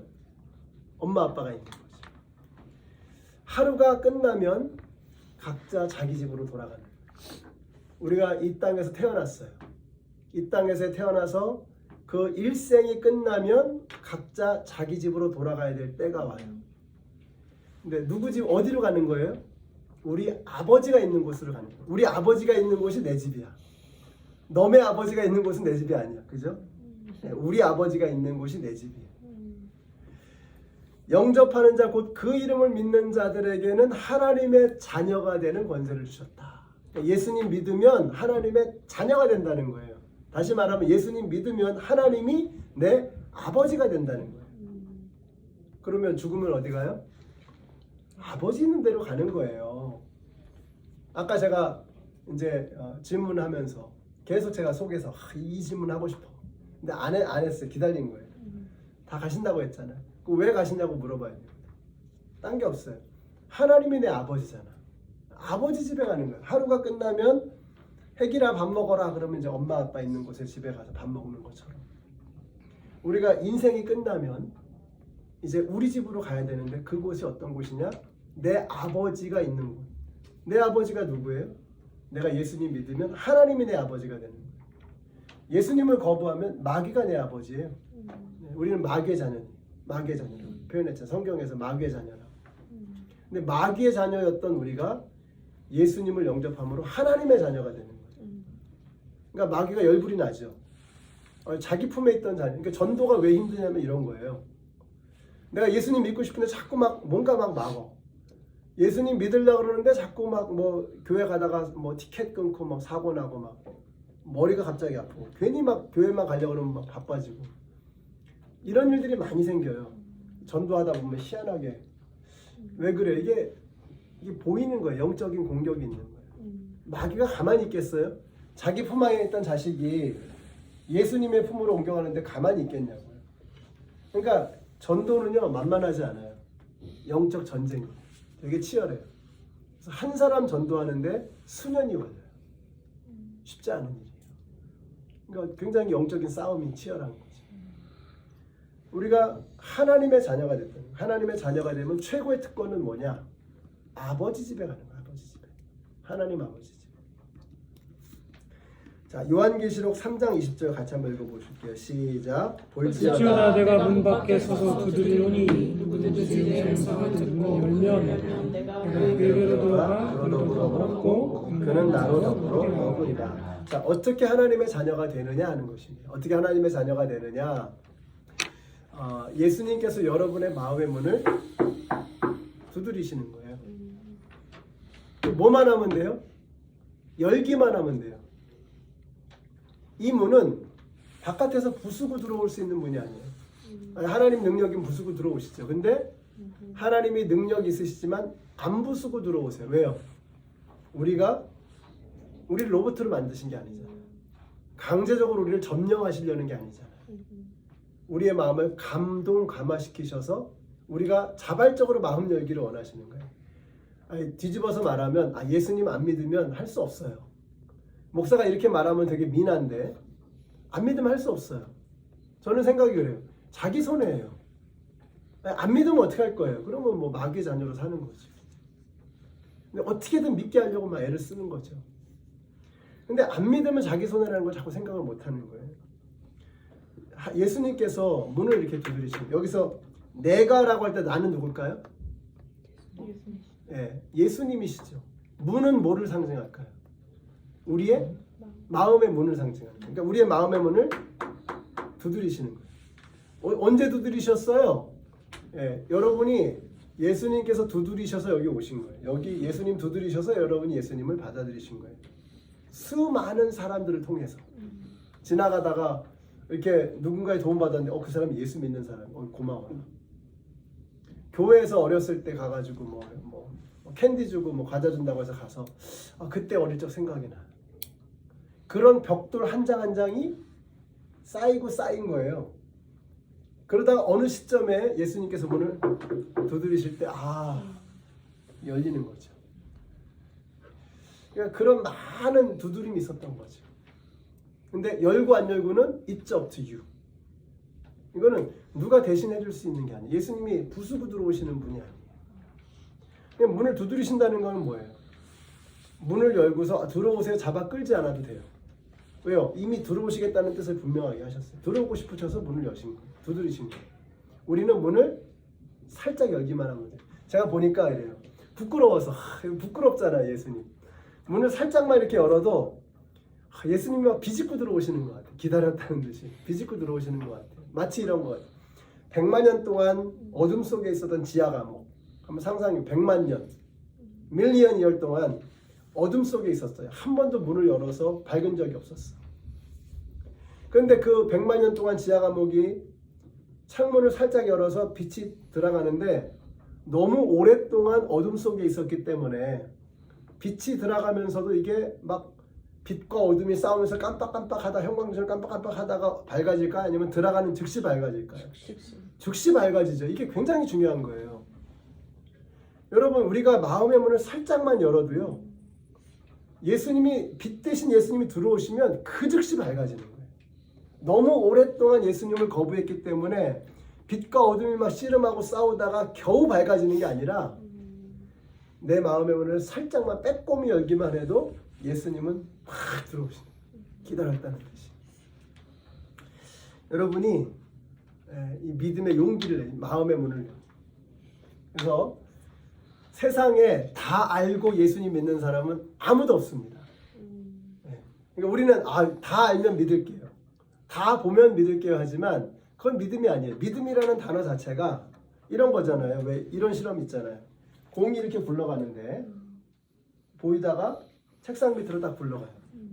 그럼 이제 애들이 어릴 때는 모르지만 이제 어느 정도 지각 능력이 생기면 눈에 있다가 사라지면 이게 책상 밑에 있구나 하는 걸 알아요. 근데 아주 어릴 때는 없어졌다고 생각해요. 그러니까 이게 밑에 있을 때 보이지 않지만 미루어 짐작하는 거죠. 다 알지 못해요. 다 알 수 없어요. 그게 믿음이에요. 하나님을 다 알면 그게 무슨 하나님이에요. 하나님 우리가 다 알 수가 없어요. 근데 내 마음에 믿어야 할 이유가 생기기 시작하는 거예요. 그래서 믿음은 결정이다. 이렇게 말씀드리고 싶어요. 믿음은 다 알아서 그래 부처도 있고 마호메트도 있고 공자도 있고 소크라테스도 있고 예수 있는데 아무리 비교해봐도 예수인 것 같아요. 그래서 예수 믿는 사람은 세상에 없다는 거예요. 내가 다 공부해보니까 예수만이 유일한 길이야. 그런 사람은 세상에 없다는 거예요. 하나님께서 나를 마음을 움직여 주셔서 터치해 주시는 거예요. 내 안에 믿어야 할 이유가 생기기 시작하는 거예요. 믿고 싶은 마음이 생기기 시작하는 거예요. 그러면 믿기로 결정하는 것입니다. 그러면 그때부터 보여주시는 세계가 있어요. 이게 신기한 거예요. 그래서 믿기로 결정하고 문을 열고 들어가는 겁니다. 자, 여기 우리 교회 앞에 보면은 으리으리한 집들 있잖아요. 저 항상 궁금해요. 저 집안에 어떻게 생겼을까? 근데 이렇게 우리가 백날 이렇게 지나다녀도 맨날 겉에만 보죠. 그러면 그 집의 진가를 절대로 알 수가 없어요. 문을 열고 들어가 봐야지 그때부터 보이는 거죠. 우리가 백날 교회만 왔다 갔다 해가지고 절대로 신앙의 깊은 세계로 들어갈 수 없어요. 믿기로 결정하고 주님 제가 다 모르지만 믿고 싶습니다. 믿기를 원합니다. 믿음은 결정이다. 다 알아서 100% 알고서 예수 믿는 사람은 세상에 아무도 없습니다. 믿기로 결정하는 거예요. 그러면 문을 열고 들어가면 그때부터 보여주시는 세계가 있는 거예요. 그게 바로 믿음이라는 것입니다. 자, 그럼 어떻게 돼요? 누구든지 내 음성을 듣고 문을 열면 내가 그에게로 들어가 그로 더불어 먹고 그는 나로 더불어 먹으리라. 같이 먹는 사람이 되는 거예요. 이걸 우리말로 뭐라 그러죠? 식구라 그러잖아요. 네, 멋있는 말이죠. 같이 먹는. 그러니까 이제 우리가 이 말씀을 들을 때 예수님 요즘같이 경기도 안 좋은데 예수님까지 숟가락을 얹으시면 어떡합니까? 이런 얘기가 아니죠. 저는 이 말씀이 너무 좋은 게 이게 무슨 말이에요? 내가 너를 책임질게. 네가 남이가 이게 돼요. 예수님이 우리를 식구로 보신다는 거예요. 저는 이 말씀이 너무 좋았어요. 제가 모르는 게 많고 이게 미국에 와서 자식들을 어떻게 키우나 이게 목회를 어떻게 해야 되나 모르는 게 너무 많은 거예요. 이게 제가 어떻게 할 수 없는 게 너무 많은 거예요. 근데 예수님이 약속하신 게 뭐냐면 내가 너의 식구가 되어줄게. 다시 말하면 내가 너를 책임질 거야. 여기 이제 남자분들 계시잖아요. 가장들. 이것도 이제 좀 가부장적인 표현이라서 좀 조심스럽긴 합니다만 남자들이 정신 차리셔야 돼요. 오늘도 제가 설교 중에 잠깐 얘기했지만 남자분들이 정신 차리셔야 돼요. 이게 정말 영적으로 여러분들이 깨어 있으셔야 합니다. 그러니까 가장은 가정해 주신 영적인 제사장이다. 이거를 분명하게 하셔야 돼요. 그래서 여러분이 하나님하고 친해지셔야 됩니다. 여러분이 여러분의 집안에서 가장 열심히 기도하고 가장 뜨겁게 예배하고 가장 큰 소리로 찬양하는 그런 분들이 되셔야 돼요. 그래야 집안 식구들이 여러분을 따라올 수 있어요. 안 그러면 애들이 불안해요. 안 그러면 아내들이 흔들리는 거예요. 그래서 남편이 가장으로서 그 역할에 정말 여러분이 영적으로 분명하게 세워져요. 그러면은 그 가장의 보호 아래 이렇게 울타리가 이렇게 엄브렐라가 되어져서 가족들을 보호하는 거예요. 가장이 흔들리면 아무것도 안 되는 거죠. 그때 우리가 붙잡아야 될 게 뭐냐면 예수님이 우리 집안의 진정한 호주이시고 주인이시고 가장이시다. 우리가 훌륭한 리더가 되려면 훌륭한 팔로워가 돼요. 훌륭한 리더가 되려면 훌륭한 팔로워가 돼요. 예수님을 따라가는 사람이 진정한 리더가 될 수 있는 거예요. 예수님의 팔로워가 돼야 예수님과 함께 이끌어가는 리더가 될 수 있는 거예요. 그래서 여러분들이 우리를 책임지신다고 하는 이 복음의 말씀을 분명하게 하시고 예수님을 더 이상 문 밖에 세워두지 마시고 여러분의 삶의 안쪽으로 이렇게 모셔드리는 그런 시간이 오늘 되시기를 바랍니다. 마지막 요한일서 5장 12절 같이 읽겠습니다. 시작. 아들이 있는 자에게는 생명이 있고 하나님의 아들이 없는 자에게는 생명이 없느니라. 옛날에 이제 뭐 학력고사, 본고사 이런 거 봤던 분들은 그런 얘기 많이 들어보고 그때는 이제 뭐 과외 활동, 무슨 뭐 봉사 활동, 뭐 이런 거 없었잖아요. 그냥 딱 하나 성적. 학력고사 몇 점 받았나? 340점 만점이었나요? 300점 이상 받으면 서울대학교 가고 뭐 이랬잖아요. 점수 그냥. 옛날에는 다른 게 없었어. 점수 하나. 그래서 우리가 이런 얘기 많이 들었어요. 실력 있으면 붙고 실력 없으면 떨어지는 거야. 요즘엔 아니잖아요. 이렇게 뭐 정시, 수시 뭐 별거 다 있더라고요. 미국은 아주 불법적인 걸 합법적으로 만들어놨어요. 그래서 리거시라고 들어보셨는지 몰라요. 아버지가 엄마가 하버드 나왔으면 자식이 덕을 보는 거예요. 하버드. 이거는 대놓고 불법 아니에요. 한국 같으면 있을 수 없는 일인데 우리 뭐라고 말도 못하고. 근데 이제 옛날에는 무조건 점수 아닙니까? 그냥 딱 점수 몇 점, 점수 딱 보고서 대학교 정하잖아요. 맨날 실력 있으면 붙고 실력 없으면 떨어지는 거예요. 그 말은 뭐예요? 붙고 떨어지는 거 뭐에 달렸다? 실력에 달렸다는 말이죠. 더 정확하게 말하면 붙고 떨어지는 것은 실력 하나에만 달려 있다는 뜻이에요. 다시 말하면 다른 팩터가 존재하지 않는다는 거예요. 실력 이외에 다른 팩터는 존재하지 않는다는 거예요. 자, 여기 아들이 있는 자에게는 생명이 있고 하나님의 아들이 없는 자에게는 생명이 없다. 여기서 생명은 eternal life입니다. 예, 천국 갈 거냐 지옥 갈 거냐 이 얘기예요. 그러면 eternal life 어디에 달려 있다는 거예요? 아들에 달려 있다. 아들이 누구예요? 예수님을 말하는 거예요. 예수 그리스도. 다른 팩터가 존재하지 않는다는 것입니다. 굉장히 중요한 거예요. 심플한 얘기지만, 그러니까 여러분이 뭐 교회에서 뭐 얼마나 뭐 오랫동안 교회를 다녔고, 우리 아버지가 뭐 목사님이시고, 어머니가 뭐 교회에서 뭐 여성교 회장을 했고, 3대째, 4대째 다 소용없어요. 내가 예수를 안 믿으면 다 소용없는 거예요. 딱 하나만 보시겠다는 거예요. 여러분의 학벌이나 뭐 재력이나 뭐 가문, 뭐 혈통 이런 거 다 소용없다는 거예요. 딱 하나의 팩터만 존재한다. 그게 뭐냐면 아들이 있느냐,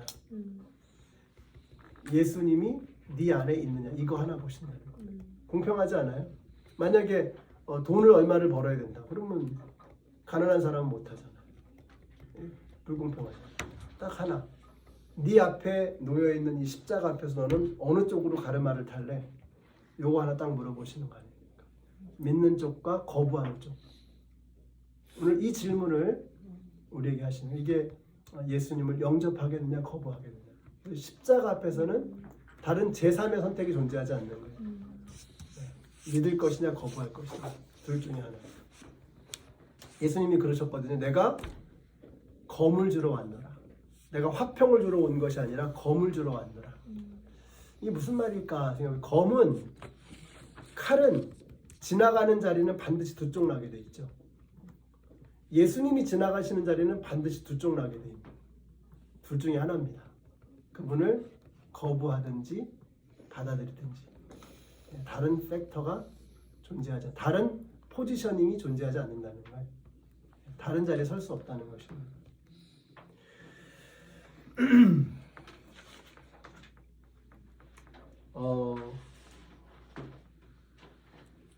수연자매님, 네, 오늘 죽으면 어디 가십니까? 오늘 죽으면 천국 갑니다. 그러면 천국 앞에서 네, 내가 너를 네. 천국에 들어오게 될 이유가 뭐냐라고 물어보시면 뭐라고 답하시죠? 저는 예수님을 저의 구원자이자 하나님 부르시는 이날까지 예수님 손잡고 다녔기 때문에 저는 갈 수 있다라고 말하고 싶습니다. 예수님 때문에라고 말씀하신 거예요? 네, 맞습니다. 그러니까 뭐 우리 수연자매님이 뭐 착하게 살아서 뭘 잘해가지고 다 소용없어요. 네. 예수님을 네. 나는 죄인인데 네. 나는 천국 갈 만한 자격이 안 되는데 네. 나를 위해서 대신 죽으신 분이 있다. 네. 그건 있는 거예요. 아멘. 수진자매님 오늘 죽으면 어디 가십니까? 저는 천국 갈 네, 그러면 내가 너를 왜 천국에 들어오게 되지라고 물어보시면 뭐라고 답하시겠어요? 하나님께서 저 대신 예수님을 내려 보내주셨고 저 대신 돌아가셨습니다. 내가 죽어야 될 그 자리에 나 대신에 죽으셨다는 것을 믿는 거죠. 받아들이는 거죠. 내 능력으로 가는 게 아니라 나를 위해서 죽으신 그분의 은혜로 가는 것이다. 정혜자매님 오늘 죽으면 어디 가십니까? 네, 천국에 갑니다. 네. 그러면 천국 문 앞에서 내가 너를 왜 천국에 들어오게 되지라고 물어보시면 뭐라고 답하시겠어요? 하나님, 저는 예수님이 십자가에 달려 돌아가신 것을 확실하게 믿습니다. 그리고 저 또한 그걸 믿기 때문에 하나님의 기쁨이 되기 위해서 이 세상에서 노력하면서 살다 왔습니다. 네. 나를 위해서 죽으신 예수님을 믿습니다. 네. 다른 게 필요 없어요. 다른 화려한 미사여구가 전혀 워킹하지 않아요. 그 앞에서는. 송원 형제님 오늘 죽으면 어디 갈 것 같으세요? 아직 천국은 아닌 것 같습니다.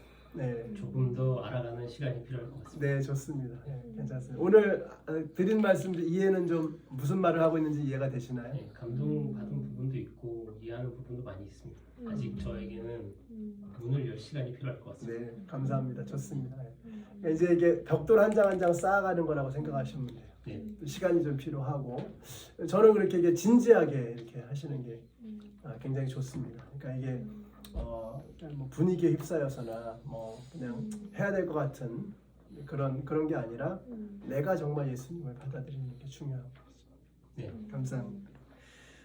현서 형제님, 오늘 죽으면 어디 가죠? 천국 갑니다. 네, 그러면 천국 문 앞에서 내가 너를 왜 천국에 들어오게 되지라고 물어보시면 예수님을 믿습니다. 네, 예수님을 믿습니다. 나는 I'm not worthy. 근데 예수님이 나를 위해서 죽으신 것을 믿습니다. 하영자매님이신가요? 네, 하영자매님, 오늘 죽으면 어디 갈 것 같으세요? 천국 갑니다. 네, 그럼 왜 천국에 들어와야 되지라고 물어보시면 예수님을 믿기 때문에. 네, 예수님을 믿기 때문에. 그래서 하나님의 자녀가 돼서 아버지 집에 왔어요. 이렇게 아버지 집에 왔습니다. 현주자매님, 오늘 죽으면 어디 갈 것 같으세요? 천국 갑니다. 네.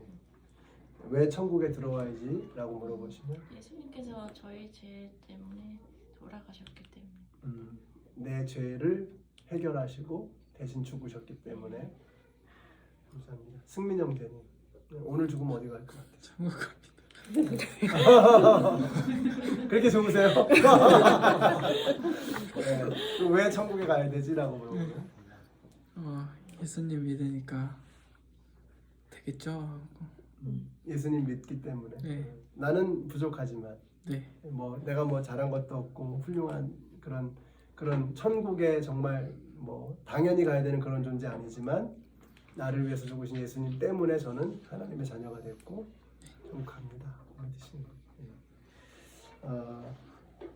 우리 복음자매님, 네. 오늘 죽으면 어디 갈까요? 아버지 집으로.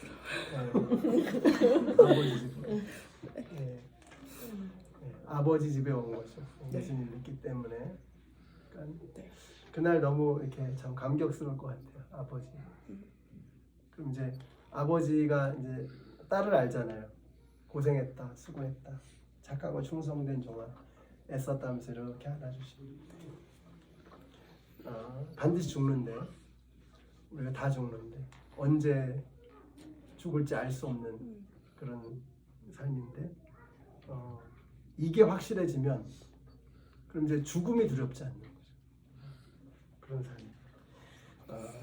승희 집사님, 오늘 죽으면 어디 가십니까? 네, 그러면 내가 너를 왜 천국에 들어오게 되지라고 물어보시면 예수님 덕분에 예수님 믿기 때문에. 아멘. 네. 성민자매님, 오늘 죽으면 어디 가십니까? 천국 갑니다. 그럼 내가 너를 왜 천국에 들어오게 되지라고 물어보시면 구원을 선물로 받았기 때문에. 선물. 예수님을 믿고 그래서 구원이 나에게 선물로 주어졌기 때문에. 구원 선물로 주셨기 때문에. 재영 형제님, 오늘 죽으면 어디 가십니까? 천국 갑니다. 그러면 내가 너를 왜 천국에 들어오게 되지라고 물어보시면 또 예수님께서 저를 위해 이제 십자가에 못 박혀 죽으셨기 때문에 그렇게 말씀을 할 것 같아요. 네, 십자가에 죽으신 예수님 때문에. 상민 형제님, 오늘 죽으면 어디 가십니까? 아버지 집이란 표현이 참 좋네요. 아버지 집에 가는 거. 네. 아버지 집에. 근데 하나님이 아버지신 거 맞죠? 네. 아버지가 엉뚱한 아버지가 아니니까.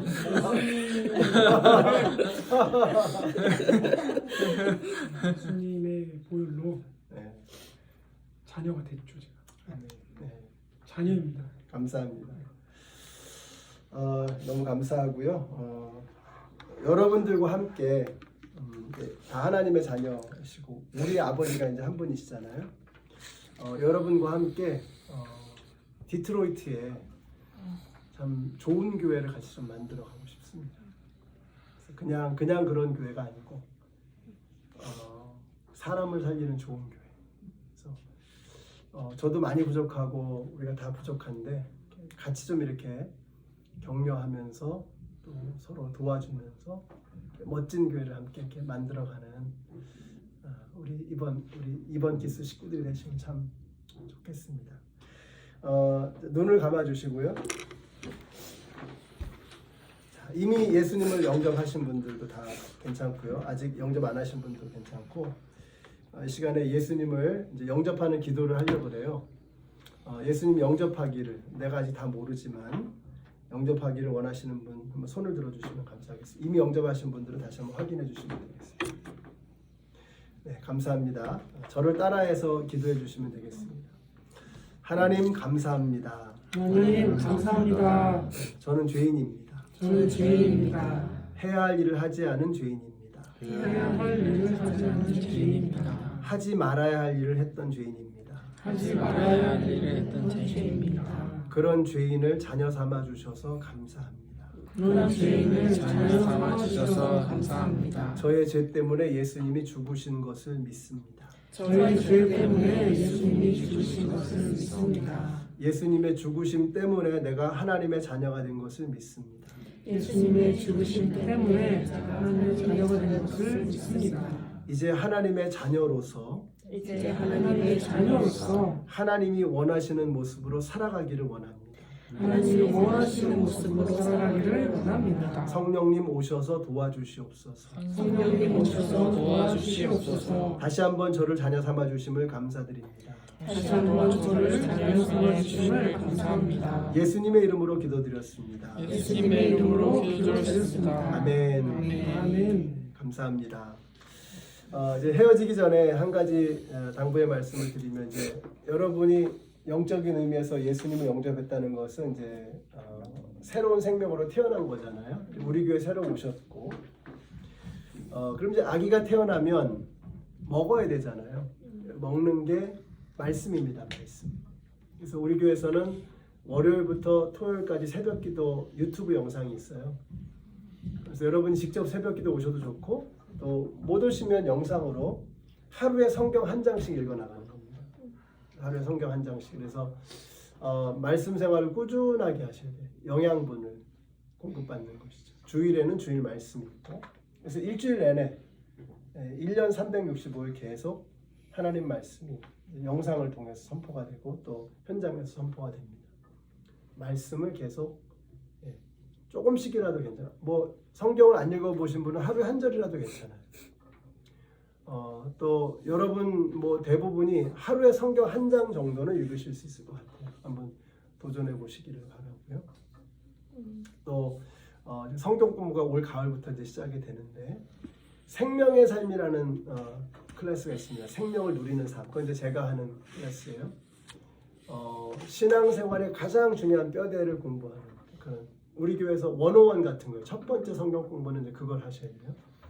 그래서 그거를 같이 공부하시면 여러분의 신앙생활에 굉장히 중요한 김 목사가 어떤 목회를 하기를 원하는가, 신앙의 뼈대는 무엇인가, 우리 교회는 어떤 방향으로 가는가 하는 것을 이제 공부 같이 하실 수 있는 기회입니다. 예수님에 대해서 좀 더 알기를 원하시고 그러신 분들 같이 하시면 좋겠습니다. 두 번째는 기도입니다. 기도는 이제 호흡이잖아요. 밥 먹으면서도 숨은 쉬죠. 수영하면서도 숨은 쉬죠. 그래서 기도는 멈추지 말아요.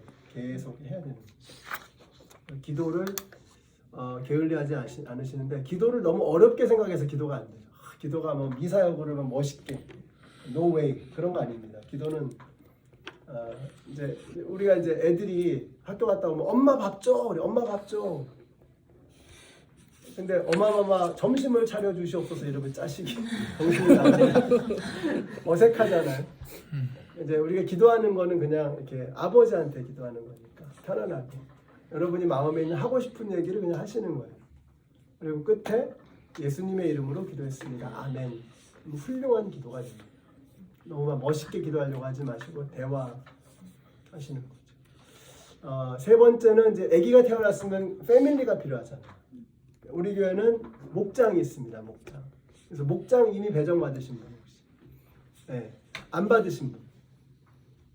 예, 아직 목장이 거긴 청년부. 예, 청년부가 목장이고요. 그래서 이제 목장에 속하시는데 이 목장을 저는 그런 것 같아요. 목사로서 제일 디스어드밴티지가 딱 하나 있다면 목장이 없어요. 저는. 진짜. 예, 제가 개척했을 때는 목장을 제가 했거든요. 제 아내가 목자였고 제가 목동이었어요. 목자, 여자가 목자일 때는 남자가 목동으로 불렀는데 제가 목동. 너무너무 좋았어요. 그때 매주 했는데 우리 애들이 그 시간을 너무너무 기다려요. 너무너무 행복하고 즐거워요. 식구가 생긴 것 같았어요. 식구가. 그러니까 미국에서 우리가 한국에 있는 일가 친척들 친구들 다 놓고 왔잖아요. 여기에 식구가 생긴 거예요. 그래서 어떤 목장 보니까 이사를 하는데 온 목장 식구들이 다 달려와서 막 이사를 해주고 또 뭐 막 이렇게 뭐 고쳐주고 뭐 기술들이 많으니까 막 다 보면서 야 이건 진짜 식구보다 더 친밀하구나. 너무너무 아름다운 그런 좋은 목장을 여러분들이 함께 만들어가야 돼요. 그냥 나한테 툭 떨어지는 게 아닙니다. 내가 동참해서 그런 좋은 목장을 또 만들어가는 거죠. 그 안에서 애들이 건강하게 커요. 우리 목장 안에서 올리브 블레싱 같은 것도 애들을 축복하는 시간도 있는데 애들이 기도 제목을 나눠요. 그 안에서. 그러면서 아이들을 위해서 기도하고 엄마 아빠가 자녀들과 함께 믿음을 키워나가는 그런 너무 좋은 모임입니다. 어려운 일 있으면 같이 기도해주고 와서 달려와서 도와주고 그런 거죠. 그 다음에 이제 전도입니다. 전도. 이제 뭐 교회 온 지 얼마 안 되는데 제가 뭘 벌써 나대느라고 전도는 좀 그렇습니다. 또 뭐 예수님 믿은 지도 얼마 안 되는데 뭘 전도를 하겠습니까? 이런 분도 계시잖아요. 근데 예수님 믿은 지 얼마 안 되신 분이 전도하는 게 더 파워풀해요. 제가 전도하면 목사님 직업상 하시는 거 아니에요? 목사니까 이렇게. 근데 예수님 별로 이제 믿은 지 얼마 안 되시는 분이 내가 잘 모르겠는데 예수님 믿으니까 너무 좋더라. 이게 정말 얼마나 파워풀한 전도입니다. 저는 예수님 믿는 가정이 놀랍게 변화되는 걸 봤어요. 이제 남편이 알코올 중독자이셨는데 몸이 불편하셨어요. 우리 교회 오셨는데 예수님 안 믿는 분이셨죠. 목사님 이제 술 끊으면 갈게요. 괜찮다고. 술 마셔도 괜찮으니까 교회 오시라고. 예수님 믿으면 다 해결됩니다. 확신을 가지고 그냥 오시라고. 근데 오셔도 제가 술 냄새 나도 제가 술 끊으라는 얘기 안 했어요. 오시라고. 잘 오셔. 근데 이분이 어느 날 오시더니 목사님 저 이제 술 끊었어요. 이분이 알코올 중독이었어요. 술 없으면 일을 못 하시는 거예요. 세탁소에서 일하시는데 술 기운에 몸도 약하시니까 다리가 불편하시니까 술 기운에 일을 하시는. 그러니까 그러다 보니까 중독이 된 거예요. 근데 어느 날 술을 딱 끊으셨어요. 그러면서 어느 날 갑자기 술이 역겨워지더래요. 그날 술을 끊으셨어요. 근데 이제 놀라운 게 뭐냐면 아버지가 바뀌니까 그 집 애들 눈빛이 달라지는 거예요. 와, 애들이 살아나는 거예요. 너무너무 애들이 예뻐지는 거예요. 그래서 이게 그분 때문에 예수님 믿고 또 교회 오시는 분들이 생기는 거예요. 야, 네가 예수님 믿으면 하나님이라는 분이 있긴 있나 보다 이렇게 되는 거죠. 그러니까 우리가 말로 전도하는 게 아니고요, 지식으로 전도하는 거 아니고요, 삶으로 이렇게 보여주는 그게 진짜 전도인 거죠. 그래서 또 한 가지는 마지막으로 예배입니다. 예배. 세상이 다 없어져도 예배는 여전히 남아있어요. 우리가 천국에 가서도 계속 할 게 예배예요.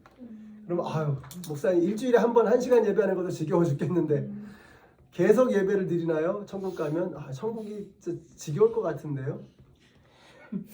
안 그럴 것 같으세요? 계속 예배하면? 그러니까 예배를 오해해서 그래요. 예배가 뭐냐? 예배는 이런 거예요. 그랜드 캐년에 딱 가면요, 그냥 딱 보면 우와. 그랜드 캐년 가보셨죠? 그냥 딱 드는 생각, 우와. 이게 예배예요. 이게. 그냥 와, 감탄, 너무 놀라움에 압도되는 거죠. 그러면 여러분 그랜드 캐년을 거기 그랜드 캐년 직장인 사람이 아침마다 가가지고 우와 이러지 않죠. 벌써 이제 한 달만 일하면 이제 지겨워 이제. 그런데 하나님 앞에서는 와 하는 게 어떻게 된다는 거예요? 영원히. 왜요? 하나님 무한하시거든요. 그분은 볼 때마다 와하는 거예요. 내가 보지 못했던 영원하신 분의 그 놀라움이 나를 매 순간 압도하는 거예요. 그러니까 이거 막 와할 때는 막 내 안에서 막 희열이 막 분비되는 거잖아요. 희열이 막 솟구치는 거 아니에요. 너무 좋으니까. 천국에서 드리는 예배는 그런 거예요. 1시간짜리 이게 주보고 막 지겨워가지고 졸리고 막 이게 아니라 천국에서 그런 예배. 그 예배를 여기서 연습하는 거예요.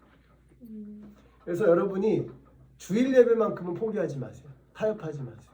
여러분이 주일 예배를 지키면 주일 예배가 여러분의 가정을 지키고 여러분의 삶을 지킵니다. 틀림없어요. 예배를 그래서 여러분이 이제 어디 가시면 우리가 라이브로 하니까 라이브로 하셔도 좋고 가까운 한인교회가 있으면 한인교회 나가시고 한인교회 없으면 미국교회 나가시고 내가 가는 곳이 그거 뭐 외져가지고 인터넷도 안 되고 아무것도 안 된다. 그러면 저한테 미리 이메일 보내세요. 그럼 제가 설교 원고를 보내드릴게요. 그러면 엄마가 기도하고 아빠가 설교문 낭독하고 애들 앞에서 보여주는 거예요. 우리 엄마 아빠가 이렇게 예배를 귀하게 여기는구나. 보여주는 거예요. 교육입니다. 교육. 오늘도 예배 들어가는데 그 안내 보시는 집사님이 그러시더라고. 목사님 설교할 때쯤 오시는 분들이 꽤 있다는 거예요. 예배를. 설교할 때쯤이면 거의 30분 지나고 거든요. 그러니까 제가 12시쯤에 이제 그 설교를 시작하거든요. 그러면 그 집 애들은 어떻게 되는 거예요? 그러니까 애들한테 교육하는 거죠. 학교는 늦으면 안 되는데 교회는 괜찮아. 이런 교육을 하는 거예요. 그렇게 아니라 그러지만 보이지 않게 굉장히 파워풀한 교육을 하고 있는 거예요. 엄마 아빠가 하나님이 중요하고 예수님 중요하고 신앙 중요하다고 말은 그렇게 하시지만 실제로 보니까 학교는 늦으면 큰일 나거든요. 막 야단 맞거든요. 엄마 아빠 막 때리잖아요. 그리고 학교 안 가고 뭐 하냐고 막. 근데 교회는 늦어도 괜찮아. 아무렇지 않아. 교육하는 거예요. 하나님은 세컨다리야. 교육하는 거예요. 그게 무서운 교육을 하고 있는 거예요. 지금은 애들이 어릴 때는요. 엄마 아빠 따라오지만요. 이제 조만간 얘네들이 이제 고등학교 졸업하면 부모의 품을 떠납니다. 그때 땅을 치고 후회하는 일이 있어요. 지금부터 여러분이 교육하는 거예요. 애들은 부모들의 뒷모습을 보면서 그대로 따라합니다. 예배 시작하고 30분에 오면 어떡하겠다는 거예요. 그럼 안 돼요. 예배를 가볍게 여기는 거죠. 하나님을 중요하게 여긴다면 그럴 수 없죠. 그래서 이번에 이제 같이 우리 신앙생활 시작하시는 여러분들은 예배를 절대로 타협하지 마시고 이제 저희가 이제 9월 달부터 예배 늦지 않게 캠페인을 할 거예요. 오죽하면. 그래서 여러분이 좀 예배 귀하게 여기시고 한 5분 전, 10분 전에 오셔서 기도하면서 준비하는 거죠. 애들 먼저 데려다 놓고 엄마 아빠가 기도하는 거죠. 그날 예배를 위해서. 그래서 예배를 귀하게 여겨주시라. 감사합니다. 여러분과 함께 신앙생활 하게 된 것이 너무 설레이고 또 기쁩니다. 여러분이 이제는 더 이상 새신자가 아니라 이제는 이제 헌신자가 되셔야죠. 헌신자, 그죠? 새신자 말고 헌신자. 헌신하시라고. 헌신. 그래서 이제는 구경꾼으로가 아니라 교회에서 뭔가 여러분이 좀 이렇게 사역을 좀 찾으시면 좋겠어요. 그래서 이제 눈에 이렇게 눈길이 가는 곳이 있잖아요. 저거 하고 싶다. 나도 저기서 좀 같이 뭔가 좀 도움을 주고 싶다 하는 그런 일이 있으면 이제 참여하세요. 그래야 이 교회가 진짜 내 교회가 됩니다. 안 그러면 그냥 맨날 구경꾼인 거죠. 방관자, 투어리스트가 되는 거예요. 컨슈머 되지 마시고 이제는 여러분이 이제 들어오고 그래서 조그만 거라도 시작하시면 작은 거라도. 그래서 이제 뭐 예를 들어서 여러분이 강단에 물 한 잔 올려놓는 거 귀한 사역이거든요. 그래서 요건 제가 책임질게요. 컵 깨끗하게 닦고 물 단정하게 세워서 제가 매 주일마다 요거는 철저하게 해보겠습니다. 이것도 굉장히 훌륭한 사역이에요. 내 아이가 공부하는 그 클래스룸에 쓰레기는 제가 비우겠습니다. 귀한 사역이죠. 내가 자주 가는 화장실, 요거는 내가 일주일에 한 달에 한 번 뭐 이렇게 책임지겠습니다. 귀한 사역이죠. 그래서 교회 안에서 이게 여러분의 교회니까 여러분이 이제는 뭔가 이렇게 손을 이렇게 뻗쳐주시기를 부탁드리겠습니다. 기도하고 마치겠습니다. 하나님 감사합니다. 오늘 저희들에게 성령님 오셔서 저희들의 마음을 또 감동시켜 주시고 예수님을 믿는 확실한 마음, 또 예수님을 믿고 싶은 그 마음을 조금이라도 시작하게 해주신 것 감사합니다. 우리가 주님의 자녀가 된 것이 또 여기 있는 것이 우연이 아니라 주님께서 우리의 마음의 문을 두드려 주셔서 우리가 네 발로 자발적으로 이곳에 왔습니다. 이곳에 와서 이제 믿음 생활을 앞으로 해나갈 때에 즐거운 믿음 생활이 되게 하여 주시고 오버워킹하는 것이 아니라 내가 억지로 하는 것이 아니라 오버플로잉하는 넘쳐나는 즐거움으로 기쁨으로 주님을 섬기는 저희들 모두가 되게 하여 주시옵소서. 예수님의 이름으로 기도드렸습니다. 아멘.